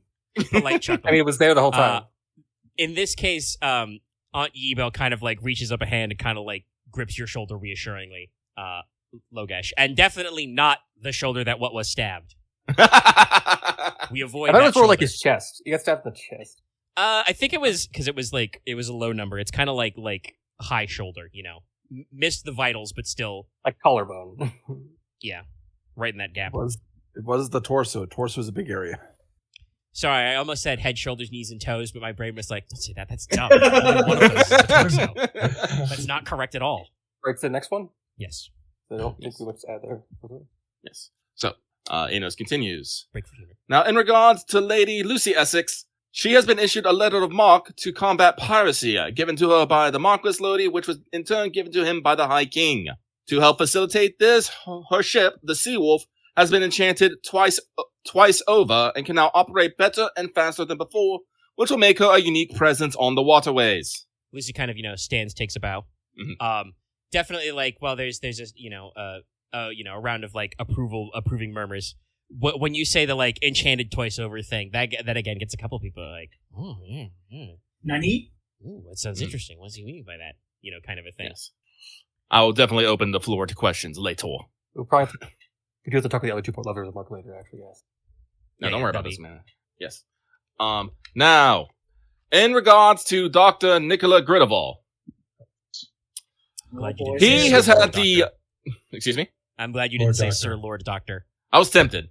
Theme is deep with this one. He has the distinct privilege and honor to have joined the Order of the Gallant for injuries gained in the defense of the Crown Prince. Details, accurate details, can be explained by him at length at a later point. Again, You're kind of gonna like openly- this one is kind of got to run around the room like they're like, well, that I am sounds cool, incredible. but the way Inos phrased that makes me think that it's not as interesting. Whatever. I just imaged the Smattering Gridarvols of just flaws. looking with Oh, no, a mix of I'm glaring openly at Enos. Yeah. Enos will totally stick his tongue out at you. That's fine. Because Gridarvol. Inos did use the word injury. Lord Gridarvol does look slightly concerned, not overly, because obviously he can see that you're not dead. But he does seem to have a bit of concern, I also flicker could tell, across his face. You've gotten searched. Oh, he's not dead. He's fine. Well, I mean, That's what I what mean is I'm well, he was injured, but obviously he's recovered somewhat because he's walking and talking, so it wasn't permanent, probably, but also Being his usual self. Also, has begun openly courting the heirs to House Morin. Both of them. Excuse you? You announced that to the Baroness. That I counts have as told open. one No, I'm okay with Lucky saying it, but I'm just saying openly is not the word I would say. It's Enos. He's going to be sassy about it. As Nicola will start sinking in his chair, because he had not told his parents this at all. Oh no. I mean, I'm gonna be honest. I don't know actually how much Nicola does tell his parents. Yeah, about to say, you seem like you have a very strange relationship with him, my dude. I give my mother updates on my Strange sister. may not be the word. Strange sometimes. But yeah, no, I actually am thinking about it. I think I probably should amend the openly. Yeah, Has that begun was- courting. I mean, you Yes, know no, about I will amend the openly. I'll just say has begun courting the heirs of Outmorn. Both of them, lest there be any confusion. I will still be sassy about that. it. Yes, and I mean, I love here's the Do thing. you not think Lester's here, is she? Nicola, no, Lester's here. I said she's in the crowd. All the heirs are probably in the crowd. And that's the thing I'll say. Phrasing it as begun courting is that is technically a truth that Nicola can't deny because, like I said, you did straight up tell the Baroness in her house. No, no. Again, this is another one of those ones where the crowd is kind of okay, that's the words he said were good news, but the way he said it, It's concerning. generally what we're learning today is the lords and ladies of Teine are getting real familiar with Enos's particular brand of sarcasm. It's a new rhetorical technique they're not used to. The praising for sarcasm. As we say, Congratulatorily sarcastic. But I will say this to that news. Lord Gridarvol and even Alestra don't have any particular outward reactions. Mm-hmm. That's fair enough. Well, I mean, I would have definitely told Alestra. That Honestly, I Alestra definitely probably, would if have you didn't told. tell her, probably had figured that one out before now. No, not to be cruel to any of you, but I probably told Alestra before I told any of you. No, that makes sense. Fine, I assume she knows more of your secrets than yourself. I wouldn't go that far, but definitely more than you. Anyway, Let's not get testy. the bullets. Axe your... You don't get testy. Well, the only one who's going to get he's testy laughed here it is off me. a little. I don't know how testy he is. I would not say that's test. I was being testy. Anyway. So, Inos continues. Now, regards to Master Inos. Yes, I have my own section here. Everyone's on the block. They have achieved the rank of Master in the Goldsmith Guild and has created a small stir in the capital with the creation of Princess Narissa's jeweled dragon pin, which was bequeathed to her by our good Marquess, and the Our First Dance music box given to Princess Estelle. A couple of your friends, roll eyes when you do the, yes, I put my own section in joke, but, like, you're talking about, creating masterworks and achieving rank. There's another polite smattering of applause. This is an Iron People Demon. of the capital know you. Support Iron Demon culture thing. Unfortunately, while not openly declaring courtship, Master Inos has been seen in the company and giving gifts to multiple women, including the third Princess Estelle. This has led to minor unrest and even resulted in Master Inos being challenged to a duel. Fortunately, Moradija was there to act. What's the term? Champion. Act as his champion, and his honor is intact. For now. Oh, God, I got to think about I should think about gestures. I just imagine Moira does kind of like the single 2-finger salute at you when you bring her up, just yep. Mm-hmm. No, they're polite and interested. Definitely, if you had gone for a little more, I want to say like raucous or casual meeting, there probably would have been some wolf whistles and cat calls. This is kind of the reverse of how people have been feeling. You phrase that as a negative, but you brought it up, so a couple of people are kind of like, oh, look at Inos, ballsy, tricksy, and getting into fights. Who knew? Honestly, actually, yes. A couple of people probably do mutter to themselves, "Didn't know we had a bit of him." You are known as kind of like a flirty dramatique sort, but like I said, get properly getting challenged to duels and stuff is oh, hey, whoa, Yeah, whoa. it's all normal for you. No, it's not. Now, in regards to the House of Logi, the Marquess has been issued 3 letters of marque in order to combat pirates. One has already been given to Lady Lucy, and we need prospects for the other 2. We either need to find additional crews or hire some exceptional captains. Furthermore, the High King has issued the creation of another company of blood shields for the 5th princess. It'll be led by Rosenrock Logi.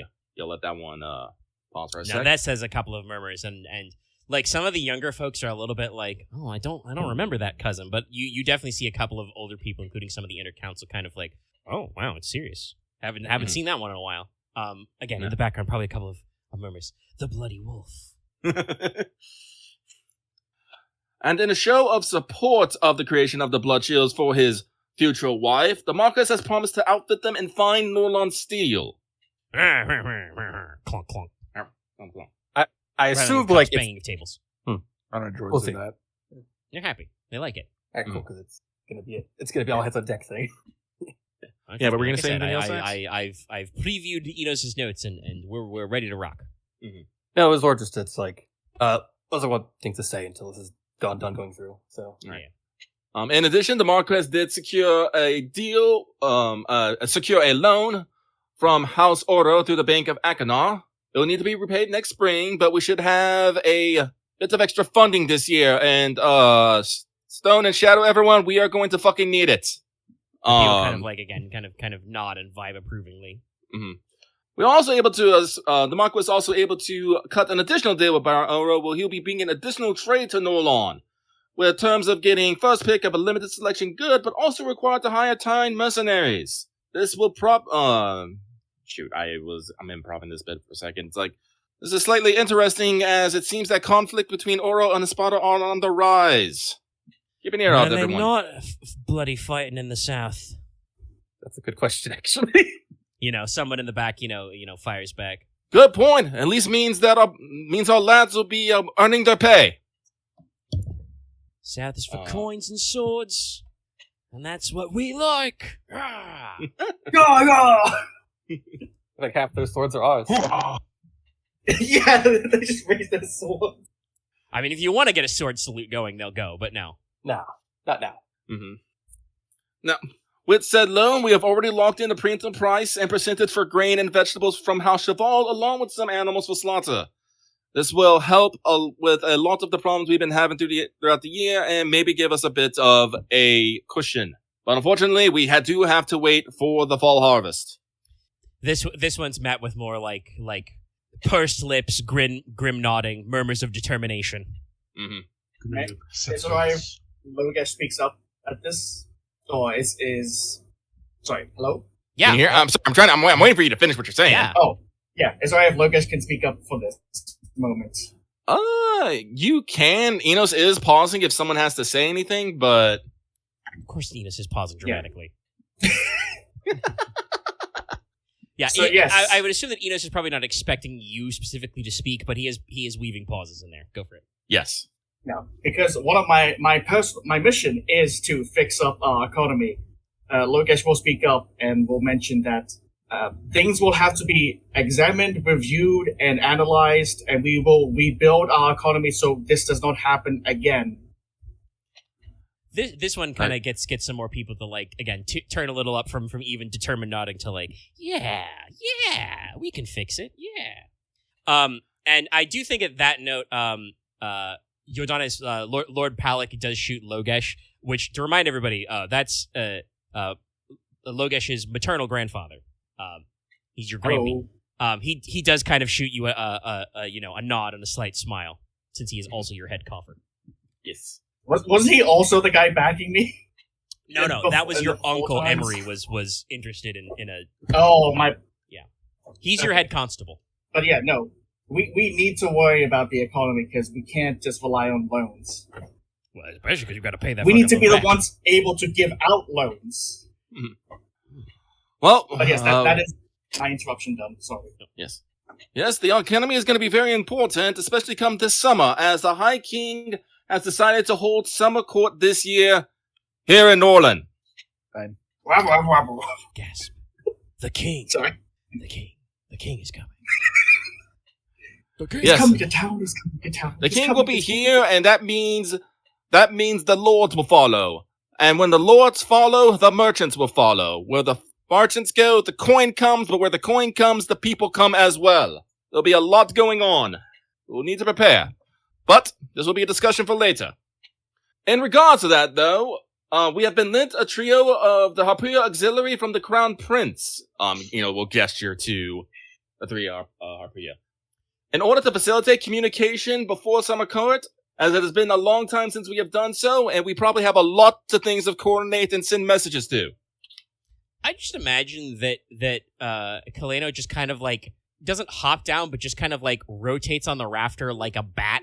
So she's just kind of like I was thinking that they were going to be on the rafters. with her feet talons is just gripping it and just kind of like opens her wings a little bit, raises her hands, and just kind of like lets out a little trill of like hello, and then just kind of like settles back.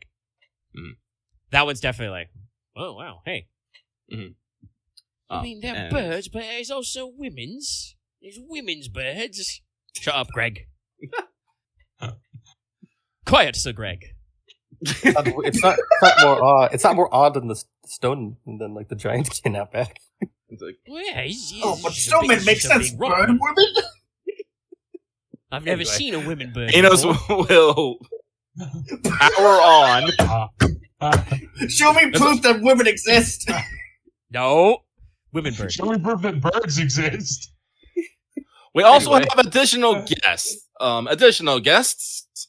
We have Omega. Please, how do I say the good elf's name again? Also far. Alsafar? That's the far.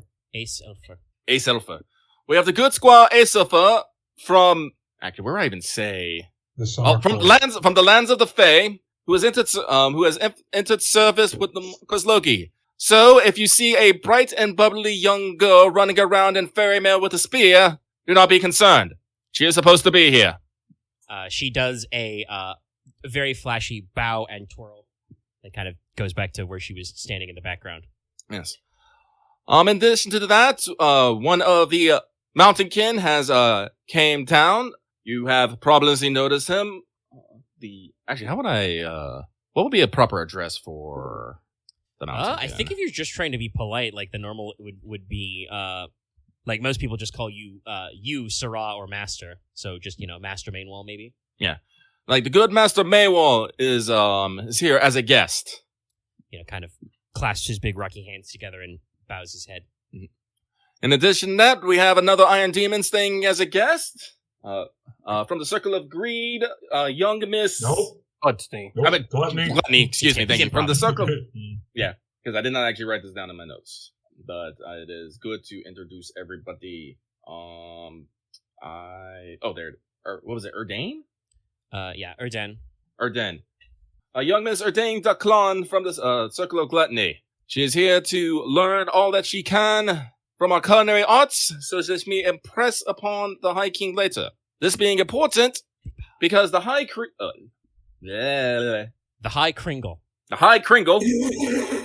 Moving on. Well, the High King has also publicly announced that he wishes for closer relationships with all kindred, and has asked to send some of the people to the capital so they may teach and advise in their own way. I've already taken the preemptive measures to inform my kinsmen of such a thing, and as far as I know, they are moving to act. Details of that will become apparent later. Now, curious buzz going around. In regards to conflicts, it has been discovered that there has been a pirate operating between the waters of Trone of Nolan named Bloody Brad. He accosted us as we departed the Bident. We were able to fend him off, but I do not believe we did any lasting damage. This, plus rumors of a growing smuggling ring under our noses, highlights a security concern that we will have to deal with. Now, while Logi were the victors in the grand melee, House Variety's good neighbor, the Fair Folk, misunderstood the match rules and interfered with the match. And while no one was mortally wounded, it is a black spot on our relations. Like, it's totally amended what he was going to originally say earlier, especially because. I feel like at this point, Asafa raises her hand and just says, "Just to be clear, wasn't me, wasn't there, not even my court." No, the young kind of softer. She kind of says, "There's two kinds of fairies, I suspect that a decent number of those people at this meeting don't know. No, probably not. Yes, no, the young good elf is blameless in this. I feel like one of your lords, we'll say not Sir Greg. We'll use Sir Greg for very specific uses. Does kind of says, so you're saying there is someone to blame then? Inos, just kind of simply says, everyone makes mistakes. Is what we do afterward that matters. Like I said, That's to mollify the tone a little. Mm-hmm. Basically, it's probably a good idea that you did amend your original thoughts given current events, but given the way people are, there's a very real possibility a couple of the folks could have been thinking about starting a blood feud, but like you said, you kind of adjust that and they're like, okay, all right. It's a misunderstanding, but I guess it is a bit of a black spot and things might be a little strained. Now, this will be a much more raw subject point for many of you, but please bear with me. It has been discovered that Leofric Logi had been investigating a group called the Syndicate, and we have reason to believe that they may be involved in his death. Harsh. It is purely conjecture at this point, but also some of Leofric's old enemies may be involved as well. We tried to apprehend one Maripose Mosh, a summoner affiliated with the Syndicate, but she escaped. She was running a black market, upon which we found Silver Tongue, and was also a summoner of some power. Witchcraft. Honestly, a couple of people, like I said, you got a couple of old salties back there. There's a couple of people when you describe this story where you've basically said, hey, there was a fucking heretical, or at least unsanctioned witch who fucking stole our family heirloom and fought these boys. A couple of people, honestly, genuinely probably, spit on the ground kind of a thing. Man. They're a little peeved. They're a little peeved, Enos. Mm-hmm. Yeah. Well, I'm getting everyone caught up to speed. And finally, this is a strange incident, but we feel like we should report it the same. We were attacked by devils on the island of Trone in a very strange incident. definitely, like, everybody's just like, what? That is strange. Devils in Tron? They're supposed to be safe from monsters down there. Well, if you ever needed our help, neither. It's like, we do not know if this incident is connected to other incidents, but it is strange nonetheless, and we should be aware. And speaking of strange incidences, this is in regards to the realm. We have been keeping this under wraps for a little while, but the Marquess, in his wisdom, has decided that it is time for everyone to know so that we are on the same page and to prove that he trusts his people. Lean forward. Everybody leans forward. Mm-hmm. Unstrap this thing. Okay, it's ready. As the Marquess Logi traveled under Loki's labyrinth to retrieve the flambert from the tomb of his forefather, he received a message. It was a message from the founder describing how the energy of the world may be unbalanced, how things may be awry and messing with natural forces. We have investigated several points of this and believe there is some credence to this. It might be why we are having unseasonal storms, famines. Excuse me. Why things seem to be a bit more dark and muddled than they used to be. We have investigated this further and came up with several things, using such terms as places of power, modern ley line theory. We'll be investigating these further. To this end, we have patronized a professor from the Observatoire who will be arriving sometime soon to do further investigations. We will ask for your cooperation in these matters at a later date. Definitely some people kind of like get a very Conrad-esque look in their eyes when you give them this part of the spiel. Mm-hmm. But definitely the small council, the inner council, and a few of your friends kind of like nod along and like they're kind of like, okay, all right. No. We've got a mystical concern. Yes. Now, Inos, puts down the sheaf of papers. That is everything that has been transpiring with us. Does anyone have any questions, comments, or concerns they would like to bring forth now?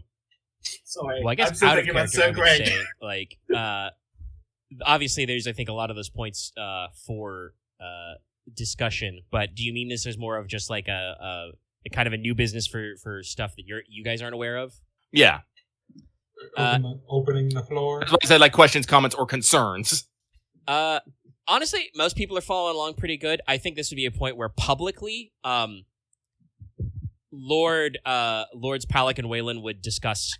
They are tracking new. Speaking of, funding the realm, they are working on discovering a new vein of silver. Mm-hmm. But Lord Wayland does report that several of the surveymen have been going missing, and the woodsmen are reporting that there may be an ogre in the area that will have to be dealt with. So that gets another, kind of like murmur of concern. Since this immediately follows Inos talking about, hey, we may have discovered a theory that the land is spooky and or ooky. That definitely has people going like, oh shit, maybe that's what he means. And Lord Farron does bring up the story he was told by his lady wife about, a recent shipwreck where there was a single survivor, but the cargo appears to have been taken by wreckers. This may be related to the previously discussed concerns of piracy and smuggling. Mm-hmm. And, probably a blanket statement to be like, if you, know anybody who's stealing goods and engaged in shipwrecking, say something. See something, say something. But Fuck, no. we were doing. Most of the direct businesses I've got now is related to planning for the things you've brought up. Mm-hmm. So that's probably more of a roundtable discussion. Yes. Right. Well, with that underway, as we have noted those things as well, we will discuss possible solutions to them shortly. So, Lord Marquess, is there any particular issue that you would like to for us to tackle first? I think the discussion of letters of marque probably start from the top there. Indeed, we have two additional letters of marque. Do we have any outstanding extending captains that we may issue them to, or we are going to have to find or create more? Lucy actually kind of sits up from her table and takes this and says, "Well, Master Inos, myself or Lady Gladwin can search our primary ports. House Gladwin controls the Nord Port, which is our largest trade sector, and of course, my own house controls the Bident. We may have captains suitable for privateer work among us, but if the Marquess is amenable, I may have a different suggestion for coordinating this. I believe that it seems like the House of Logi could use a new start to naval authority. She kind of looks around to the rest of the assembled lords and says, previously, the House of Logi has not been known for its prowess on the sea, but our cannons are well known, as are our harpoons, and I think we may need to put a formal point on this. Specifically, I think the court could use a master of ships to hold the position and coordinate a central office, if as it were. For that position, I would suggest mine own father, Lord Ashman Essek. He's abdicated his position, so he's not technically responsible for my house, and, well, the old Tar's a little too old to be running around on deck as a captain or an admiral, but he's well known in all major ports and has years of experience. I am perfectly capable of leading my house and captaining my vessel. Lucy looks around the room to make sure everybody knows she means business. But I must admit, I don't have my father's experience. I am, in case some of you have forgotten, a year younger than our own Marquess. So, she turns to address Leslok directly. Invite my father to the capital, or set him up in an office in the port city. Have him coordinate all of your efforts of the banner houses on the sea. That way we have one office to find ships' captains' crews, however it ends up being best for the letters of marque. And not just privateers under the King's Navy, but also armed vessels, naval ships, merchant marines under your house. She's kind of like standing looking at you, Leslok. Everyone, rotates around. Yeah. Now, this is on you, Axe, my dude. You gotta say yay or nay. I agree with the plan. Those within the sea, best watch over the sea. It is done. Then we would create the new position and promote. I want to say Old Man Essek. No, I'll fucking say it. Old Man Essek. Yeah. To the position. So he's like the saltiest dog we got in time. He is your shipmaster. Yeah. Which is one of those, like, it's not a vital court position, but is a role that is known basically like the local version of the Master of Sail that the King's Council has. You guys don't usually have a guy in that slot for reasons we've discussed, but, I think Lucy is correct to say, like, hey, we could use one of those. Yeah, because we're actually we have a lot of naval coverage actually. Well, like I said, we do got a lot. This is a thought I actually had that the Lady Admiral, speaking of her, would have brought up, but I don't think we ever had a good conversation to talk about. But when discussing the pirate attack, she brought up that, like, that's Teine. You're not known for your sea power in terms of ships, but I think that Teine is probably considered strongest when it comes to naval forts. Because the Bident is terrifying. Like, honestly, the Lady Admiral would have phrased it as, like, one of the things sailors don't do is you don't sail under Teine coastal guns, which would be a reference to the fact that, like, whatever Bloody Brad is doing is he's probably, like, either being directed avoiding or he's that. crazy. Or both. I'm gonna go with both. But yes, so the ship is a fast one, so it's meant- you guys have traditionally very strong when it comes to coastal defenses, but not had a lot of boats. So that's the thing we've discussed in and out of character is the boat directive. The boat directive. Excellent. And I think with the saltiest man in Teine, I think we'll be able to handle it. Yeah. He's not here because he's technically on paper retired, but if he would, he'd be like, "Oh, smells like we'll write a note and send that out. My bones started aching. Someone must be talking about me. Oh, actually, talking about saying that actually I can reference at least Issipher's bit. No, when people are when she would have phrased it as, "Ever had your nose itch out of nowhere? You start burning? Somebody's using your name." I almost feel like I should make a note immediately meetings after and have. I also feel like. I mean, you have one of your court officials as a secretary. You could just signal to cousin Amy and be like, "Write that down," and he'd be like, "All right." Write that down. Make it official. Send out a messenger. And we'll have the notice ready. Send a messenger when the meeting's over. All right. He says, "It'll be done, my lord," and immediately starts drafting a notice. Mm-hmm. I said, once the office is filled, we will probably turn over the letters of marque to him, and he will sort that out at his prerogative. He knows the sea best. Now, my Lord Marquess, what issue would you like to handle next? Yes. I do not think the thing with the. Good. I do not believe the issue with the professor coming over will matter until we actually have more details to actually discuss, so that'll be prolonged for now. That'll be more of a long-term thing. Yes, Lord Marquess. We should discuss how we are going to arm the Fifth Company. Yes, the arming of the Blood Shields. We have promised them fine Norlorn steel and arms and armor.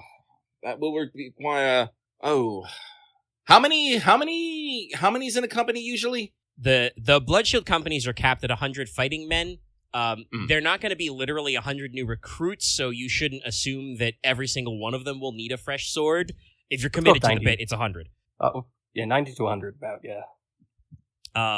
I think, honestly, Edgar Wayland can probably take that and, kind of sits up a little in his position and says, well, my lord, speaking not as your court antiquarian, but as the master smith of the House of Iron, that is an arduous process, but is doable. He nods to Lord Palak. Thanks to the improved coffer, it's not a serious expense. High-quality swords, breastplates, that sort of thing would set you back about, and he quotes you a number of marks, but since it's not necessarily going to be the full 100, that would be about Treasure 2 or Wealth 8. Okay. Out of character, if somebody had the second level of Riddle of Steel, you could reduce this cost by 50%. The problem there, and talking about taking on the work that Edgar describes and says, but for those of you not in the know, it takes about a week's work for a craftsman to make a high-quality blade. Even if we're only doing 2/3 as a company, that's about half a year's worth of work. Well, I would say the best way to handle it would be to put out an open commission and have every forge and anvil in all province hammering it out. With your approval for quality, of course, sir. So basically, mechanically, the best way to handle it, because like I said, you can attempt to do, like I said, the second level of Riddle of Steel literally reduces the cost to arm followers by 50%, but you have to have the time to do the work yourself. So for 100 guys, it's a lot. It's like, I mapped it out, and that's like 100 days worth of work. That's about 2.5 months, yeah. Yeah, no, like we're talking about a third of the year, basically. Little under. So, that's not really feasible for a one-on-one situation. The best way, like I said, would basically be to handle this to a company action, though obviously individual roles of expert blacksmith or other things to, assure quality and that kind of stuff could give you some bonus dice. And mechanically, I thought about doing a couple different things with, like, treasure, but I think the best way is actually the sovereignty plus treasure roll that is normally train and levy troops, which you do get a +2 bonus to, +2D. We have the forges, Yeah, forges and the like. And effectively, this would be basically a delayed roll to do a might increase. The difficulty would be 2. You'd have to make a minimum set of 2. You would not immediately go up in might, but rather you would gain the extra point of might when the Fifth Company is actually formed. Proper colors, heraldry, outfitted. Probably they would not be assigned to Teine until either the wedding date or very shortly before. But once you have done this, the advantage to making this roll is that this is basically a banked increase. So if between now and when the Fifth Company is actually formed and assigned, you increase your might normally, I'd still give you the +1 when you get the Fifth Company, just so long as that doesn't take you over might 5, because train and levy troops can't do that. No, it might take us from 3 to 4, honestly. But if you did get, like you said, an increase to from your current 2 to 3 anyway, I would make it go from 3 to 4. So that would be a company action. So you guys would have to figure out when you guys want to lock that in. I believe currently your sovereignty is ticked for the rest of this month. Your treasure is not yet. Yes, and I'm probably going to be. No, that's next month, because I'm probably going to be this month. I'm probably going to be laying groundwork. Well, like you said, you got a little. You can lay your so. groundwork, but also you guys do have a couple of sub quests you want to hammer out for the rest of this week. Yes. You gotta run an ogre hunt, and there are some further issues stacked up. But yeah, Lord Wayland basically wraps up with his explanation of that. Of like, basically he's saying it'll be as if we were arming and raising our own company, but we don't actually get the benefit of the manpower until the company is here. But very doable. Like I said, we might also get a treasure increase from the wedding, but that's another thing. Well, as I said, that doesn't actually matter, because the treasure rules are still akin to the wealth rules, so you are clearly won over. So treasure 2, anything that's treasure 2, your house can afford. Yep. No, I was talking about the wedding. Sorry. Yeah, the wedding part. Well, the wedding might get you out there. I depending on how much you're fencing for a dowry and stuff. I think a royal quality wedding dress is like wealth 9 or 10. Yeah, it's expensive. But yes, that is the matter of the Company of Blood Shields. So I guess I'll ask all the other players here of being like, we have to hit this button. So when do you think we should hit the button? Probably For the next wedding? month. Or for the company, actually. Next month. Okay. For the Hit company it next month. We can use the rest of this month to hammer out the ochre thing, get the silver vein discovered, which be additional income, which you can pay commissions and whatnot. Yeah, if Inos does fulfillment of form on a huge ass deposit of silver, that's... I'm also going to try Take to... a page out of Hannibal's book. Secure the silver mines. I'm also going to, next one, try to increase sovereignty. So... That also does apply. Yeah, But, but if we can find because if I have a Well, we bunch have a of stable foundation. if we have a bunch of if we just have a bunch of raw ore, I can spend a month fucking just working it and just give our company a free point of treasure. Yeah. The crazy thing is I don't think there's a limit on this either. No, you just have to keep finding sources of value that are of treasure, which We will might not be like find 2 or 3 of those. but we'll see. It is good to bring this up and be able to work on it. And you've spent the XP to get your discipline to that level, but that does mean that basically you received a shitload of Akunar gold. You're gonna pay him back in Teine silver. Yep. Yeah. Which is good. And honestly, like Or I likes said, that. I'm not too concerned about the treasure juice in that sense, because like I said, right now you guys are on the hook for 1 whole point of treasure, no questions asked. Yeah. Yep. Back. So yeah.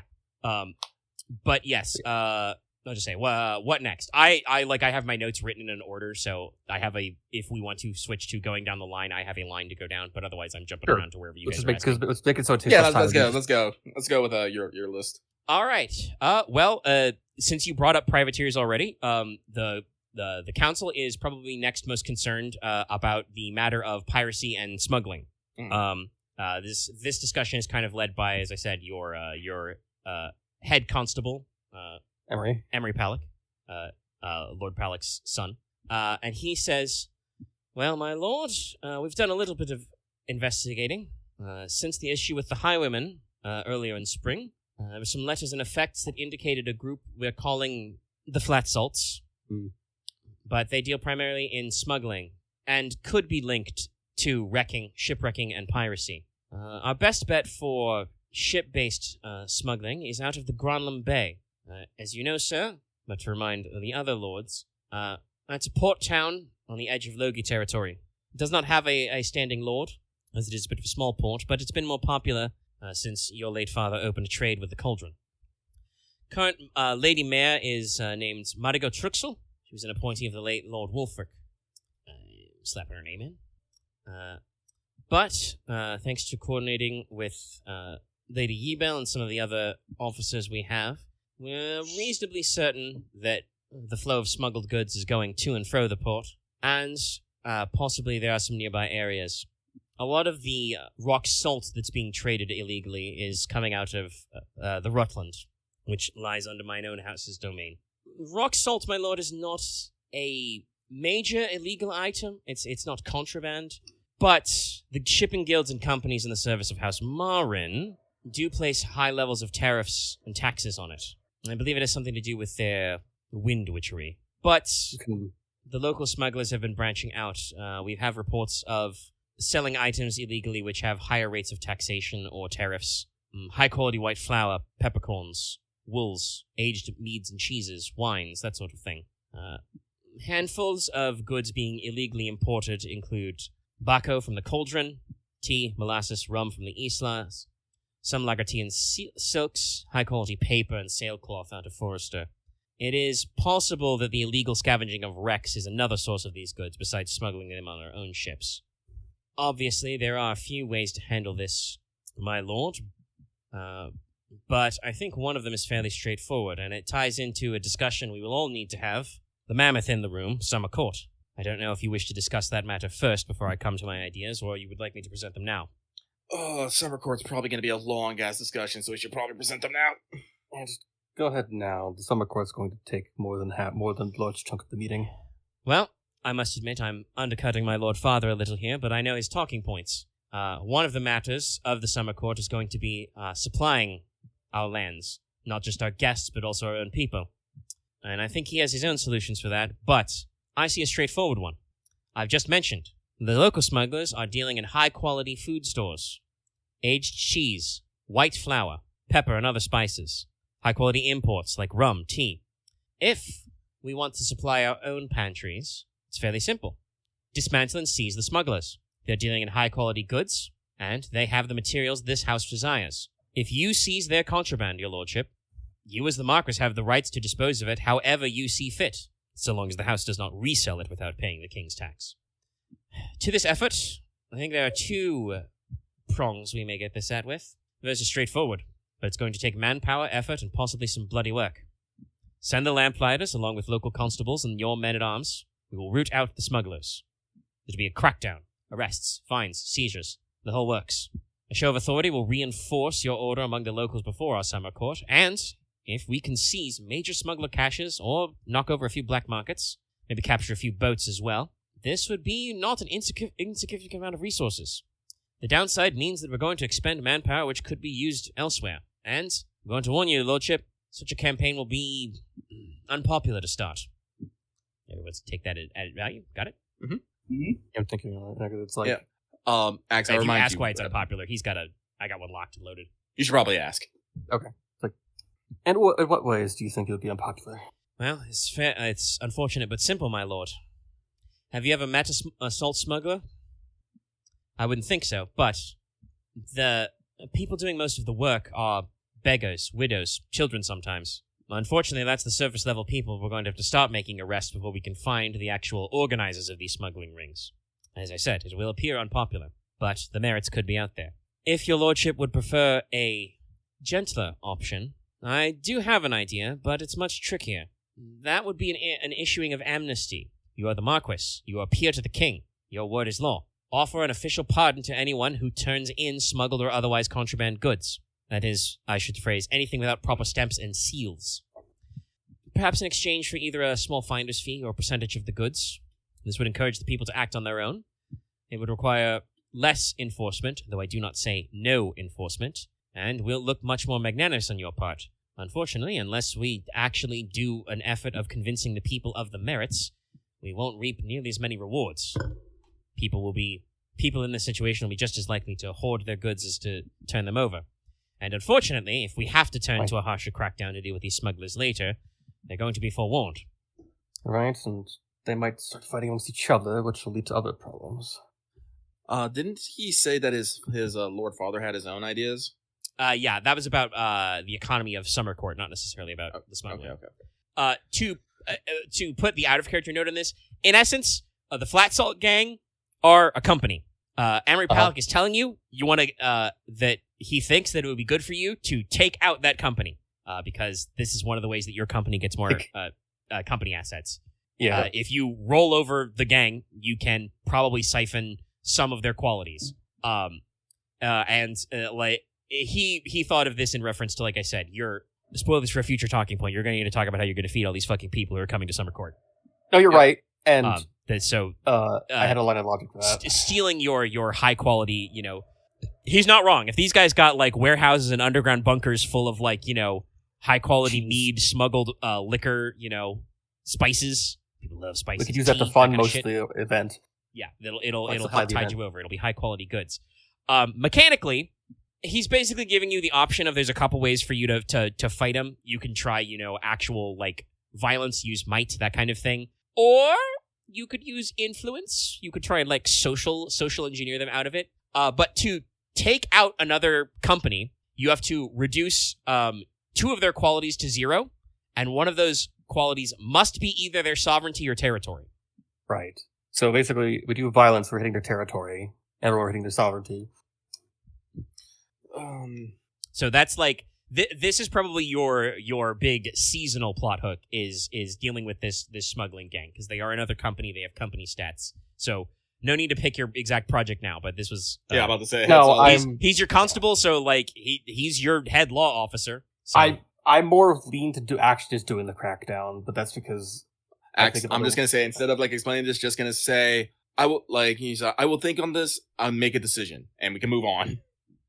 We can talk about it later. We can talk out your logic later. There's going to be a lot of that coming up tonight. This is my version of these of these notes. The reverse side of Enos's little speech is just your team is going to propose a lot of solutions to these problems you've brought up, and you got to pick them. Okay. Some of them you've picked very well immediately. Lucy, brought up a point of like you can streamline your navy process. Well then, moving down the list, it is actually Lord Gridarvol who speaks next. Mm-hmm. Your lordship, when it comes to the subject specifically of piracy, I have another theory, if I may, another idea to take. I find it unlikely that this bloody Brad is anchoring on mainland Teine. I cannot conscience that anywhere in the realm is someone who would support such a violent pirate, let alone one who is known to have attacked their liege lord. And this gets a kind of a rousing round of hears from the crowd. That means that it's likely he's either anchored somewhere in the lands of Crag to our north, which has many fjords, or he could be across the other border. There are rumors of pirates and wildmen settled in the Ivory Islands, off the coast of the Fog Vale. But I do know of one place around the bend, Svardis, the port of Black Mist. And there's a lot of, It used to be our closest trade port with the Fog Vale, but it's one of the many places claimed by the War of the 13. A sheltered glacial valley with a bay. According to legends, your lordship, the bay is foggy almost the entirely year round, except for winter when it's iced over, and perhaps high summer when it's clear. And it's got rocky shoals in it that only the Valemen knew how to navigate. But there's always been rumors, since it's been about 500 years since there were proper lawful men there, that corsairs have been set up. He raises a hand kind of like placatingly to the crowd and says, as of course not assuming that the less savory and less credible rumors are true, that crews of ghosts and devils have the run of the city. But it could be a port for piracy that we need to investigate. As I say, there's only rumors. There are, unfortunately, I would say, only two ways to consider getting there. You would either have to navigate around the rocks and mountains and sail up the Black Mist Bay, or you could take the old passage, Scotlandfjord. And yes, I picked this very German one. There's a very narrow mountain path from the lands of Gridarvol into the Fog Vale, but after the war, we sealed it up. The entrance from our side is underground, and as I said, it's quite a narrow past the sides. If you so desire, my lord, as Master Inos has said, he plans to have you and your lady sister visit the Silver Tower. Perhaps the whole of the house could come and study there. I also think, as a small aside, that the elders of the tower may also have some insight about the phrase places of power. I didn't think I've heard that exact phrase used before, but we do like to speak of the souls of the lands and the people. Maybe something in the archives. Sorry, my internet just exploded, so just making sure I'm still here. Yes, you're in. I got you. Okay. And yeah, so basically, again, future plot hook stuff, but you guys are already, you're interested in the Fog Vale. There's a spooky port that could be haunted, or it could be full of normal, definitely not haunted pirates. Your ways to check out this port? Well, either you're going to have to sail through the spooky, possibly haunted bay full of reefs and shoals, or you have to take the spooky mountain passages that have been sealed up for 500 years. So we only get the spooky options. It's the Fog Vale. It's haunted. The place is cursed, okay? I'll need to make sure I have there's only so many your options. ancestors cursed the land and salted the fields with iron. So, it's a little fucked up there. It's a little fucked up. I'm probably going to make sure I need... where's that specific... I should also say, I should write down Svardis as well. The Black Mist Bay. Scotlandfjord is, I manipulated a couple of Germanic languages, literally is supposed to mean shadow pass or passing shadow. Okay. The way is shut. I'm probably going to... But yeah, basically, I know Inos has plans to go to the Silver Tower, but this is basically me saying, you could turn that into a family trip and the lot of you could skewer some more plot hooks. And my advice, Axe, is accepted, and you will discuss a date at a later time.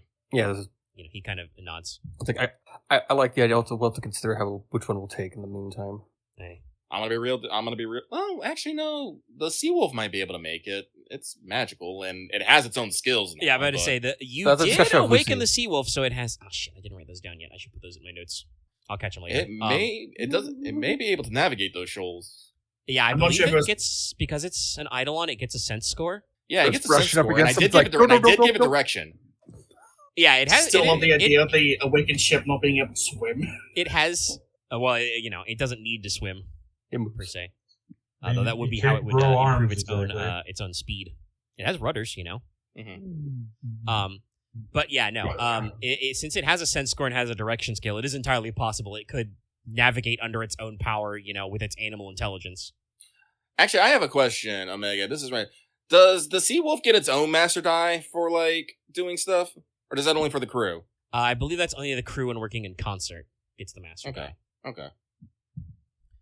But yeah, the sea wolf might be good to approach, but I would definitely not risk a regular ass ship, though. I'm gonna be real. No. I mean, that's like Lord Maximilian said. It was held by the Veilmen because was their thing.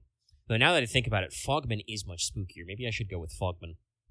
And It's the Fog Veil, so it has to be Fogmen or Veilmen. You guys are the Teine. I like Fogman. I know this isn't right, but I'm just imagining that the fucking sea wolf can transform into a humanoid made out of ship. No, it can't. It's not a transformer. It's not a mecha. Well, no, I'll show you an example of what I'm talking about. I think about some of the mounts. But it's like wood and it's fittings and riggings are now part of its body, so it can move them around on its own. It can do that. Probably means it can it probably can't. It can weigh anchor, but probably not drop anchor without some assistance, because the anchor will be racked. But it can rotate its sails and move its own rudder. So this is a humanoid forge, and I'm just thinking of it like a boat. That's terrifying. It's very spooky. It's very ooky. I know where that one's from. That's from the 80s horror dimension. We'll just go down my list next. I did want to say I feel like Veilman feels like a thing from the fucking Cauldron. So Men of the Fog probably is Fog Veil. Yeah, Fogman works better, I think. Also, we don't know that. What do we know about Black Bart? Bloody Brad? Bloody Brad. Not a lot. He's got a name and he's got a boat. Because we might have to do some investigation. What if he is a descendant of those people? Well, he could be. Like I said, there's supposed to be. There's been rumors that there's been pirates. There's a lot of people. Saying, that would make a lot of sense how he can just show up out of nowhere. He knows how to get through the fog. Yeah. The next one in my list is Eva would speak up. She has her own little sheaf of papers and says, "Well, earlier we discussed the issue of perhaps some lands and titles for Lord Konrad, but I think this one also does kind of go together with our discussion of holdings based on the sea. Before you left your lordship, I know that you all engaged in a small amount of inquiry around the Castle Sjorberg. I've been studying the archives, and I think there might be something to discuss there. It's not a well-known holding, but it's down in the cliffs of Plagan region. Faces Loreley Rock. The current holding is between the traditional borders of House Palak and House Gladwin, and it is, speaking of our friends the smugglers, only a few hours' ride from Granlund Bay, though admittedly the territory, the lands haven't been administered for some time, so the roads are not likely to be up to modern quality. So perhaps I should say a couple of hours as the crow flies. But I did search the archives here in Stonehearth from its founding. The original building was a small chapel and a traveler's church found by Saint Ninia. It would be the first 100 years or so of the After Covenant era. There was also a small watchtower and standing tomb dedicated to Logi, one of the sons of our founder. And according to notes later, the chapel added a very small boat launch at the foot of the cliffs. I believe Lord Palak has the notes from when they actually turned it into a castle. Lord Palak, kind of nods and speaks up and says, "Why? Several hundred years later, a son of the House of Logi had my kindred build a castle manor. It was commissioned for one of Lord Silman's descendants, at the behest of the Marquess at the time, to improve relations with the northern Mer who lived on the rock. He also has some old sheafs of paper. I have copies of the sketches here, but it's a very supposed to have been a very compact structure, solid construction. The old watchtower was turned into a single keep. The chapel was incorporated into the new structure. There was a low-walled courtyard, a small cemetery, and they added some new facilities, a gatehouse and a dovecote. That's a roost for pigeons. Dovecot. Possibly dovecote. You can have an E. Dovecote. Yes. Dove Quixote. No. Yvel comes back and says, according to our house records, we'd have to resurvey the borders, but the land territory was supposed to be parceled out at over 100 acres for livestock. Cattle and sheep, mostly. Seems like the castle was maintained and everything was handled appropriately. You know, she kind of ruffles through some sheafs of paper. For about 200 years. Did a little business exporting wool and facilitating trade with the Mer and the monastic order who were up on the rock. But when the rock was abandoned, the income of the manor declined. There was a harsh winter, and the roof of the gatehouse is supposed to have collapsed. The local lord was unable to fund repairs and retreated to his estates in the capital. The War of the 13 occurred only a dozen years later, so the strategic import of the castle was reduced. Obviously, given our current concerns that have been brought to the council, that strategic import has been increased a lot. If Lorelei Rock by chance is one of these places of power, then building a garrison nearby to supply the monastery and hold off monstrum attacks should be considered of our highest import.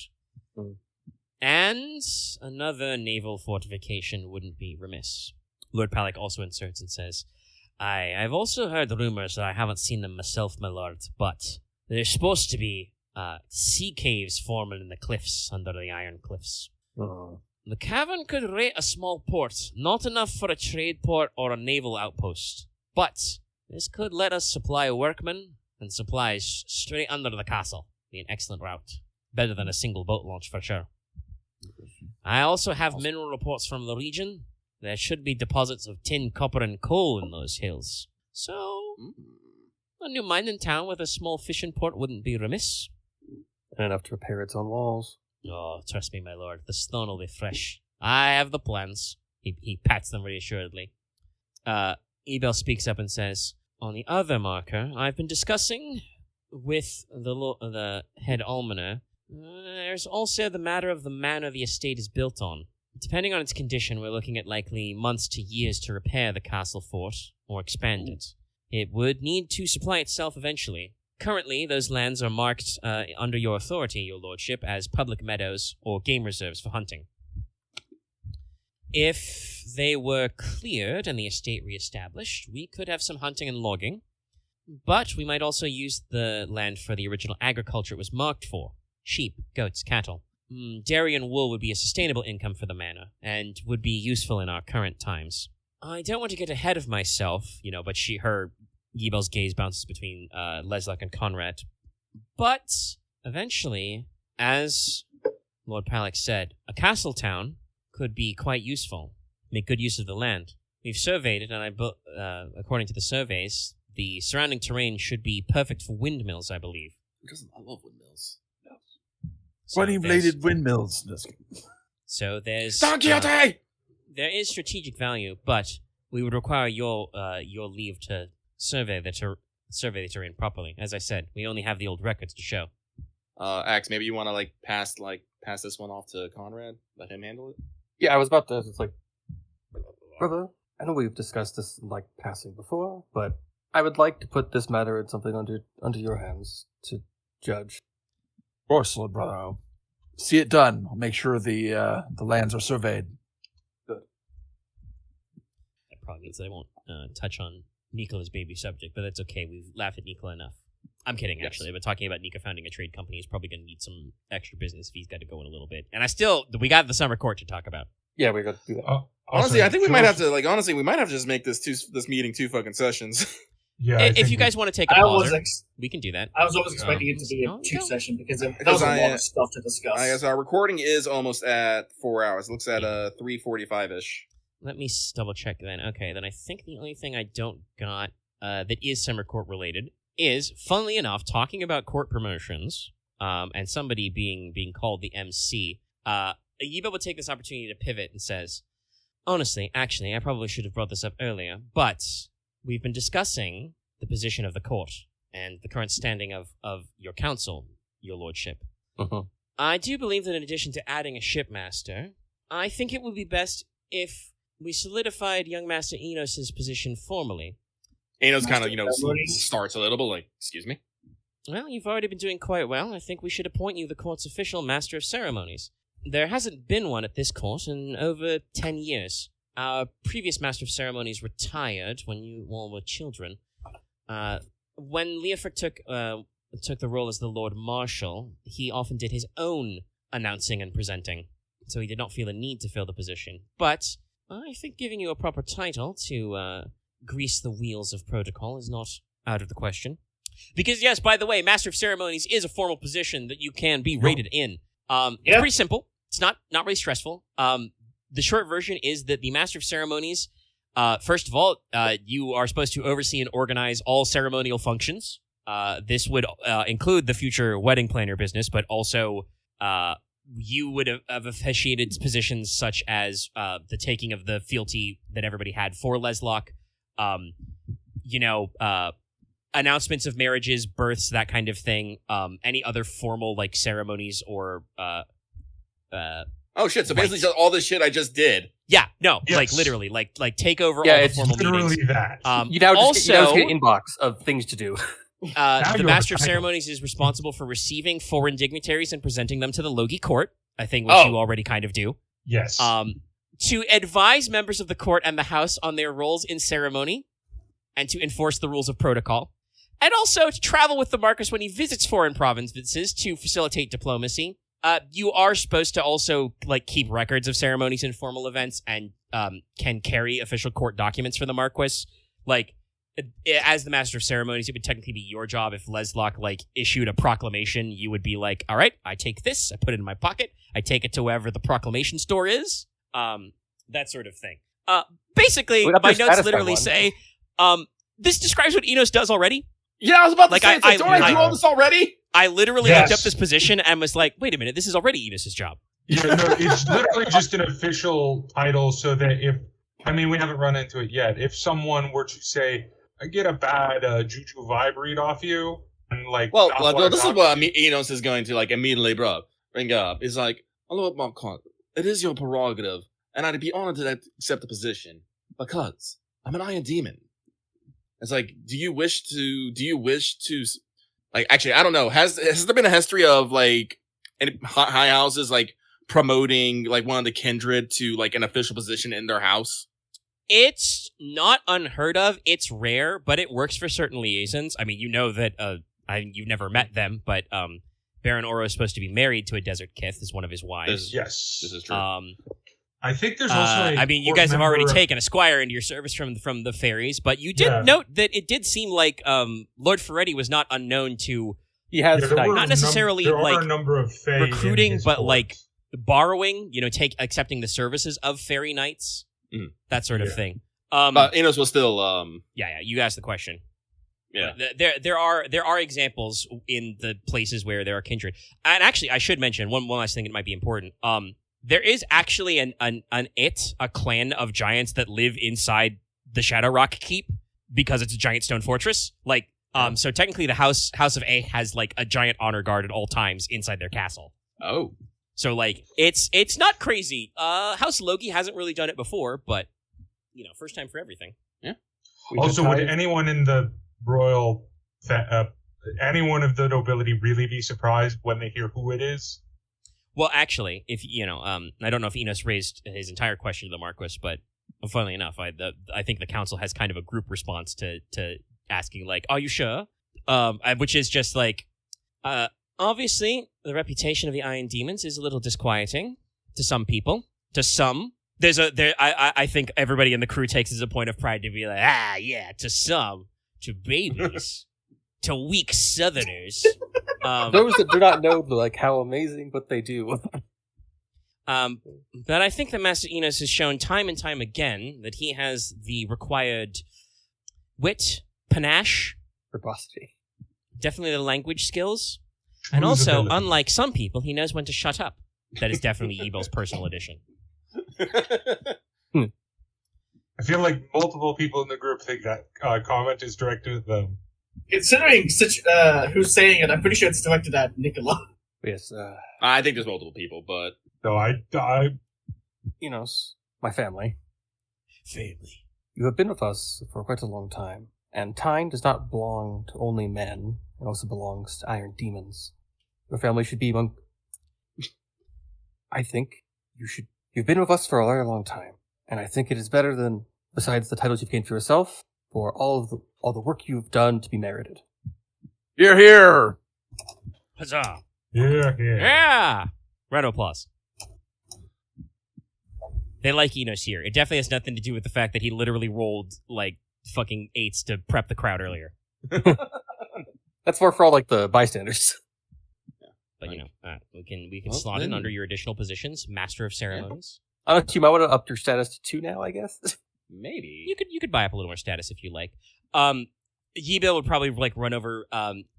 You do actually would get a badge of office. You should carry a little baton. I believe traditionally it's supposed to be wrapped in black velvet, but with an iron cap, which would give you the ability to wrap it on things if you need attention, and also possibly to enforce discipline the old-fashioned way. I do not actually know if you're supposed to use it like that, but it's described as a baton. Also, Yebil doesn't say this part out loud, but I'm going to say it out loud for you guys at home. This gives Inos a reason to appear around servants, craftsmen, courtiers, and nobles without anybody asking additional questions. He's the protocol allowed to officer. just be places. Yeah, he's allowed to be places. So that means that he's allowed to speak to the staff. He is allowed to speak to the craftsmen who might be in charge of these important decisions, and also to work with other diplomats.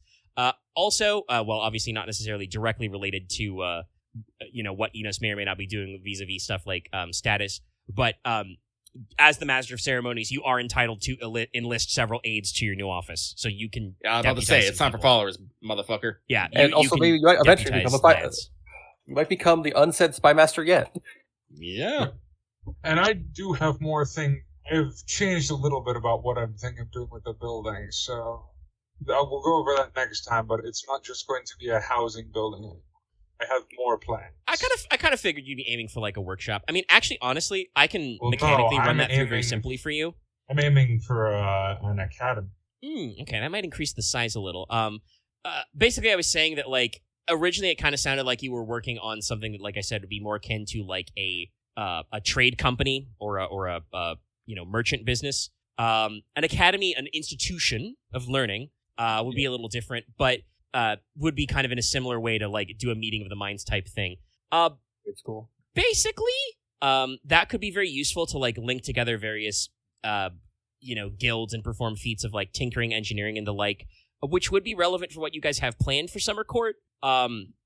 Also, specifically, I thought of another point, which is addendum, but Nicola did not bring this up to Inos, but his original plan, which would be more like a trade company, might actually have been good cover for Enos's work because, Inos, you're not planning on opening any like businesses or studios for your goldsmithing, just kind of like that's actually, working on your private projects. I think that works better. Yeah. But I if think you I might were stick with the company. part of, a trade company organized between you, Nicola, a couple of other guilds that he's been talking about, that would basically mean you would have access to the resources of a trade company. And if anybody asks why you're working on a project, you're just like, I'm just doing something fancy for the company.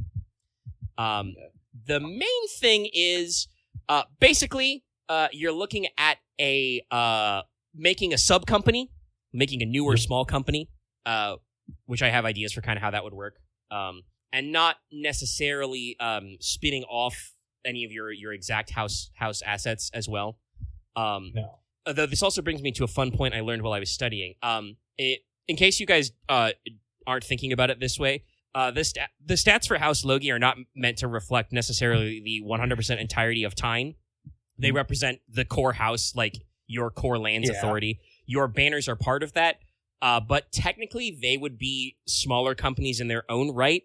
And if you were ever to like muster all the banners and like deal with a threat as an entirety thing, mechanically what we would actually do is we would stack up all the assets of all the houses under you in a Voltron-like fashion, and then when you guys are done, you would divide all the assets back out again. So that's probably like a late game term thing, but that's just something I did want to bring up that I was reminded of about companies improving assets, is that like when you guys unify like as a country, everything stacks up, which could include all of Tricorone if needed.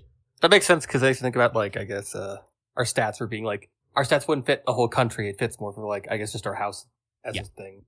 But the cut up for Nicola to think about is no matter what you do exactly, whether you're thinking of like a learning institution or a trade company that maybe takes apprentices or whatever, you need facilities. The simple way this works is if you want to build a storefront or workshop or whatever in Stonehearth, that won't be too much trouble. That's going to be an expenditure of wealth 4, though, which is doable for you, but is something you need to think about. And if you want a little bigger, that might be more like wealth 5. But you also talked about setting up basically a small villa or estate in the countryside as a workshop.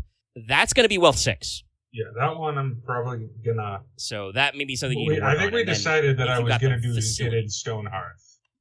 Okay, so we can work on that. But that sounds like we want to, because it is getting on. It is almost 1 a.m., and we've been going for about 4 hours. That means my big notes of Summer Court, I think, will wait until next session. Yeah. Because I have several paragraphs of figuring that one out and kind of planning policy, basically. And I know Also, that you do guys just, have kind I of guess- talked about you've already got like a very, very loose kind of like schedule of events you want to think about as well that you probably should at least broach to the team. Yeah, we might want to talk about like that off mic or in chat or something. Just Yeah, to finalize your plans. But like I said, I know you've been thinking about a rough schedule. I had a thought about a thing that we could do that for off mic. Yeah. So I think that's everything I had. That was all my notes that were not the summer part. I think I will need you So I have jotted down. remind me about like the decisions we'll have to make for next time. But yeah. Like I said, I still got my notes to double check. Primarily, like I said, your remaining big spring plot hook is dealing with the smugglers, the flat salts.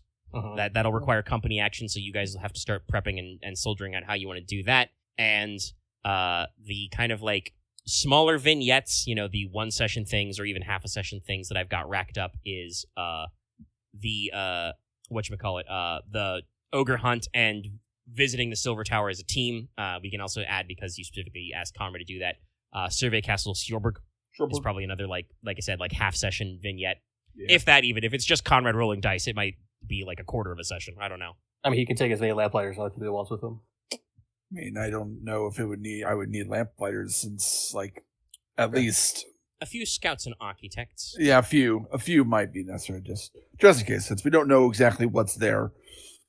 I expect to be something there. Lord of Logi title. Yeah, no, you're the master of ceremonies. Yeah, He went up a bit. Yes. Use You a are now proper officially coin now, entitled. cuz. All right, okay. Then that's all the stuff I got. Let's hit EXP. You all showed up, and you were all pretty in character. Honestly, I thought it would, because it was a fairy thing, but that was very character jammy. Look, Everybody be character, and so I there's your 2 points. remember distinctly asking permission before I did anything with that. Because that was right it's after Do I you got in guys trouble. think that counts just been a while. as a dramatic turn caused by the player's own actions? I think so. Yes. Yeah, all because- right. Let's give everybody the third point. I mean, you guys are Because, are directly linked to the fairy courts now, in a sense. Yeah, no, like, because that's the thing. Like, we have the attention of the fairy courts for good or ill now, and I'm not okay with that. And that was directly Yeah. because Nicola decided to respond with a letter rather than just let it ride. Once I'm mad at, this is interesting, so, stuff, but I am just more mad that I can't actually remember what my response and what Adalis actually did. It's been a while. It's been 20 I sessions. 100% remember that I asked permission only because it was right after I was chastised the first time for doing things on my own. I might actually go back in the fucking... Yeah, see if I can find hey, it. if anybody's I can't wait for listening you to to go this back and, audio, like, do a obviously this will go up, totally fine God with knows when from when we actually record it. But listeners have been pretty good about catching specific things. So if anybody remembers the circumstance, or at least remembers what episode it is, give us a yell in the comments. I remember. Oh, what else happened this session? I'm just trying to remember which session it was.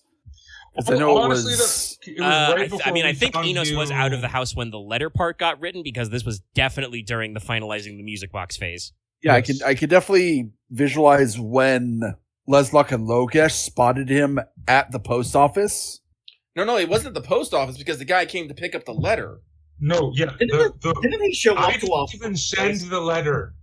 Yeah, he didn't actually get to mail it traditionally. He Oh, was okay. like walking down the The stairs with the fairy letter, and there was a knew knock, and there was It a fairy there. happened. I remember the Because- guy showing up and me being like, Yeah. lightly leave. Yeah, because I told... Yeah, because I remember, Les- because I remember Enos wasn't there because Omega talked about how if Enos was there, he would have had things to say to Enos. But because he wasn't, Yeah. But I distinctly remember getting permission. I'll try to dig it up because it's gonna We'll figure bother it out. me. But yeah, so we'll call that a third point. We've gotten the dramatic point. Good job. Yay. I don't think anybody's problems came up because, well, again, there was a lot You of should mostly not be yapping, not a lot of you- rolling. By the way, you should maybe be careful making deals with Nicola now. Great, because we have an entire meeting about making a deal with you. No, it's nothing bad. I just get advantage on it. Well, we're not doing antagonism here. No, yeah. That's a good thing I won't be It's making advantage deals of with you. I'll charm. just be demanding. I'll just be setting the terms for you. Yeah, no, don't worry, I'm joking. Well, I should mention if Nicola's buying the first rank of In the Name of the Queen, that goes I both bought- ways, homie. I bought more than one rank of that. Some Okay. XP saved up. Oh god. Nicola, are you a summer boy or winter boy? So it makes I'd already decided that a long time ago what his relative was. Which is, So as much as it is not necessarily in keeping with Nicola's character, he is winter related because that's what his ancestor was. Oh, good on you for picking that one. Those are some funny ones. Um, That's going to be but- very funny with favors owed. yeah, because you Yeah. show weakness. Does he respond to when I touch iron to him now? No, sadly No. not. The In the Name of the Well, Queen it's is not thick a enough. cultural thing. Yeah, no, I'm already at rank 5 with the other Fae How is- thing. How's getting the war form? No, Oh, no, I he's haven't talking gotten about it with social. glamour. No, the glamour one I've gotten Yeah. war form. Or the He's got great glamour one I have He has 5 great in. I only glamour. have 3 in this one. I am going to get 5 in it, Eventually. but Wild Hunt doesn't really help you very much unless you're recruiting a lot more fairies. Nicola might have some plans. I want feel to like we hear should them be before you do concerned. them. You should be I very mean- concerned when Nicola decides to actually buy and use Warform. Yeah. I don't think mean, he's- Konrad will attack him at that point. It's very spooky. Why? Well, it depends on if he transforms or not. If he just does normal Warform, he just, puts on his war face, which is scary, but not supernatural. If he chooses to transform, because he definitely has more than one rank in Glamour, that's when you're weird. Yeah. Please do not attack. Nicola turns into a tree. What? Success Please on don't fire. step on me. Well, Or a you've been- Nixie. Been warned. I mean, I didn't say I was going to try and kill you or anything, but I definitely would attack you. Smack him with a stick just to be sure. This is the unfortunate thing Yep. of Dallas is What is fearing no this? consequences. He's just going to do what he thinks is fun and say, damn the rest of us. He'll figure it out, No. I'm not going to do anything that would put anyone in danger. except yourself. Wait, Lucky. That's okay. To what you Yes. said. Bingo. But yeah, like I said, your problems didn't come up. I don't think anybody locked in their missions yet. I didn't actually write my mission down yet. I can't. declared my mission, but it's still a work in progress. Yeah. I need to working do- on it. My I need to go to the mission Temple is of Thousand also Candles. still a work in progress. I have to go to the Anvil after this. I need to go to the Temple of 1,000 Candles. I think I will probably put in, get to the Silver Tower. I think that is my next major objective. I need to figure That's fair, out. and that might take you a couple of days. I need to don't know what order you're quantify in. what.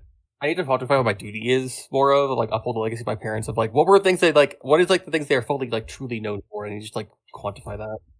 I mean, duty's supposed to be kind of broad, but yeah, generally, I mean, uphold your parents' legacy is that's. Well, I mean, at the very least, you're pretty locked in on 50% of that. You kind of know what Leofric was about. Is he was a man kind of change, of justice, of looking at the world and trying to figure out how it was better. He was also damn good at his job. He was a very technical-minded man, and yes, no, he took his job very seriously. But I think I want to point out something you guys have kind of noticed about Leofric taking his job seriously is he was also bad at delegating. Yeah, he didn't have a lot of trust. I don't know if that's No, the way to he put just- it. It's just that he had a lot of Put all himself. a lot of self-reliance. He would never make somebody do a job that he could do himself, basically. Yeah, he Which just is not did all himself. wrong, but also y'all probably want to try that one a little different, Yeah, or at least Leslok does. If only because you didn't have Leofric's 3 to 5 years of traveling the world, honing your skills before you Yeah. got your job. I also got the points we just got now. I got some student of religion because I think that might come up at some Yeah, point. might come up. You're going to visit the temple. And Yeah, I'm that gonna one was start not. learning You didn't Elvish. specifically pitch to go to the Temple of 1,000 Candles, but I mentioned before the Flat Salts are one of their major holdings. Should be out of Rutland, which is in House Palak territory. So if you wanted to oversee an enforcement push, you would go to House Palak's lands, and that's currently where the temple is located. So That's fair. you can bird stone. Two I've birds, got one Noble stone. Building 4. Oh, I'm probably going to need Student of Heraldry, aren't I? You just roll lore for heraldry. I guess that means I'm going to have to actually pick up lore. If you don't want lore, you could do a student of heraldry as a separate skill specifically. Well, it's just one of those things I don't want to like just be like have that general knowledge because I was trying to think like what knowledge would a master of ceremonies have, and it's like I would know who is who. Probably you would say student heraldry or maybe student protocol. Protocol is the word used a lot in diplomatic terms. Mm-hmm. Basically, protocol is a very fancy word for like the order of etiquette in a diplomatic sense. Who sits where, who speaks first, that kind of thing. You're trained in etiquette and protocol. Oh, that's right. I brought up Star Wars. Okay, but yeah, like I said, that should be your missions aren't locked in as your EXP. Like I said, I got some stats for some people rattling around. One thing I will potentially bring up is not something that needs immediately done, but a slightly updated map at some point in the future. Oh yeah, we also need the ivory. Because there's a lot of places that like just aren't on the map and would be good to know where they are in relation to other ones. There's a few things I can't. Like the Ivory Isle. Scaling issues, so there's facing. I mean, the Ivory Islands would be. I would just move the map slightly to the right, and I would put more water. Yeah, like as I said, it's not like something needs to be done anytime soon, but like just I thought I'd bring it up because it's like where's Lorelei Rock? Where's any of these places that have been mentioned? And it's like, yeah, I can adjust for definitely the rock and the castle. I should make sure you've got a note for, and you can try and blow the map up a little. Obviously, fitting things to scale is a little tough, but we have some rough outlines of areas. Yeah, but yeah, I wanted to say this of when you brought up the whole thing about how we should deal with the salt flats. Flat salts. I think it's flat salt. Sorry. So the other I was up. funny. I was entirely with the crackdown because I see it as we just need to make sure that the summer court afterwards is, I guess, really able good. to open for all the people of Teine to be able to be part of, so they can actually at least. I mean, I will say, like, remember this is the High Court. Also, like, it's not necessarily supposed to be for commoners and stuff like that. So, like, no, but there could be aspects of it. Parts of it that are. I mean, but, at the like very I said, least, with the part of holding increase court of- is that the king should at some time be free for like presentation of grievances. Obviously, though, as the actual holding lord, you would much prefer if there were not real grievances to be presented. Yeah, that's just a real politic thing. Mm-hmm. Yeah, I don't get 10 dice for politics, so even if the High King isn't like necessarily there for the common people, like I said, people are going to be showing up. More merchants, more people. Yeah. People are going to be here, so we're going to have an increase of tracking and keep the people. If we crack down early, some people might be upset, but we might be able to assuage them if we, make things like really nice for summer court ahead of time. Especially if a lot of people have food to eat and well, stuff. And that's why, like I said, Lord Emery phrased it as like the entry level of this smuggling operation. Like the kinds of people who go door to door and sell you rock salt are, like I said, are beggars, ex-criminals, widows with no source of income, children occasionally who need to support their families and stuff. So like, obviously, rolling over beggars, widows, and orphans is not usually a good look for public perception unless you have cultivated a specific culture where we go, yeah, fuck them kids. You guys haven't really done that. So like, there's going to be social concerns, but ideally the plan is to like bag real smugglers because you are fairly certain that, widows and orphans aren't going around clubbing, shipwreck survivors over the head and stuff. Yeah. But no, I've put a decent amount of thought. And like I said, this one just came to me as I was writing the notes for like dealing with the thing. And I was like, I really need to get the guys into like actually doing the company stuff more. And I was like, well, wait, actually, literally the act of like ideally if you guys try and like eat part of this company's like treasure or something, right? Like if you repurpose their treasure quality or some of their other qualities to improve your own, that makes perfect sense because you'll be seizing luxury goods and repurposing them. And Emery was not incorrect. You're the Marquess, so if you're like, yes, I shall take this contraband and I shall use it for my own purposes, that's totally normal. Yeah, it's like I shall feed all of the grounds. All right, but my recording's still going, so I'm gonna cut it off here. Thank you very much for listening. We're gonna go now. Goodbye, everybody. Goodbye. Bye.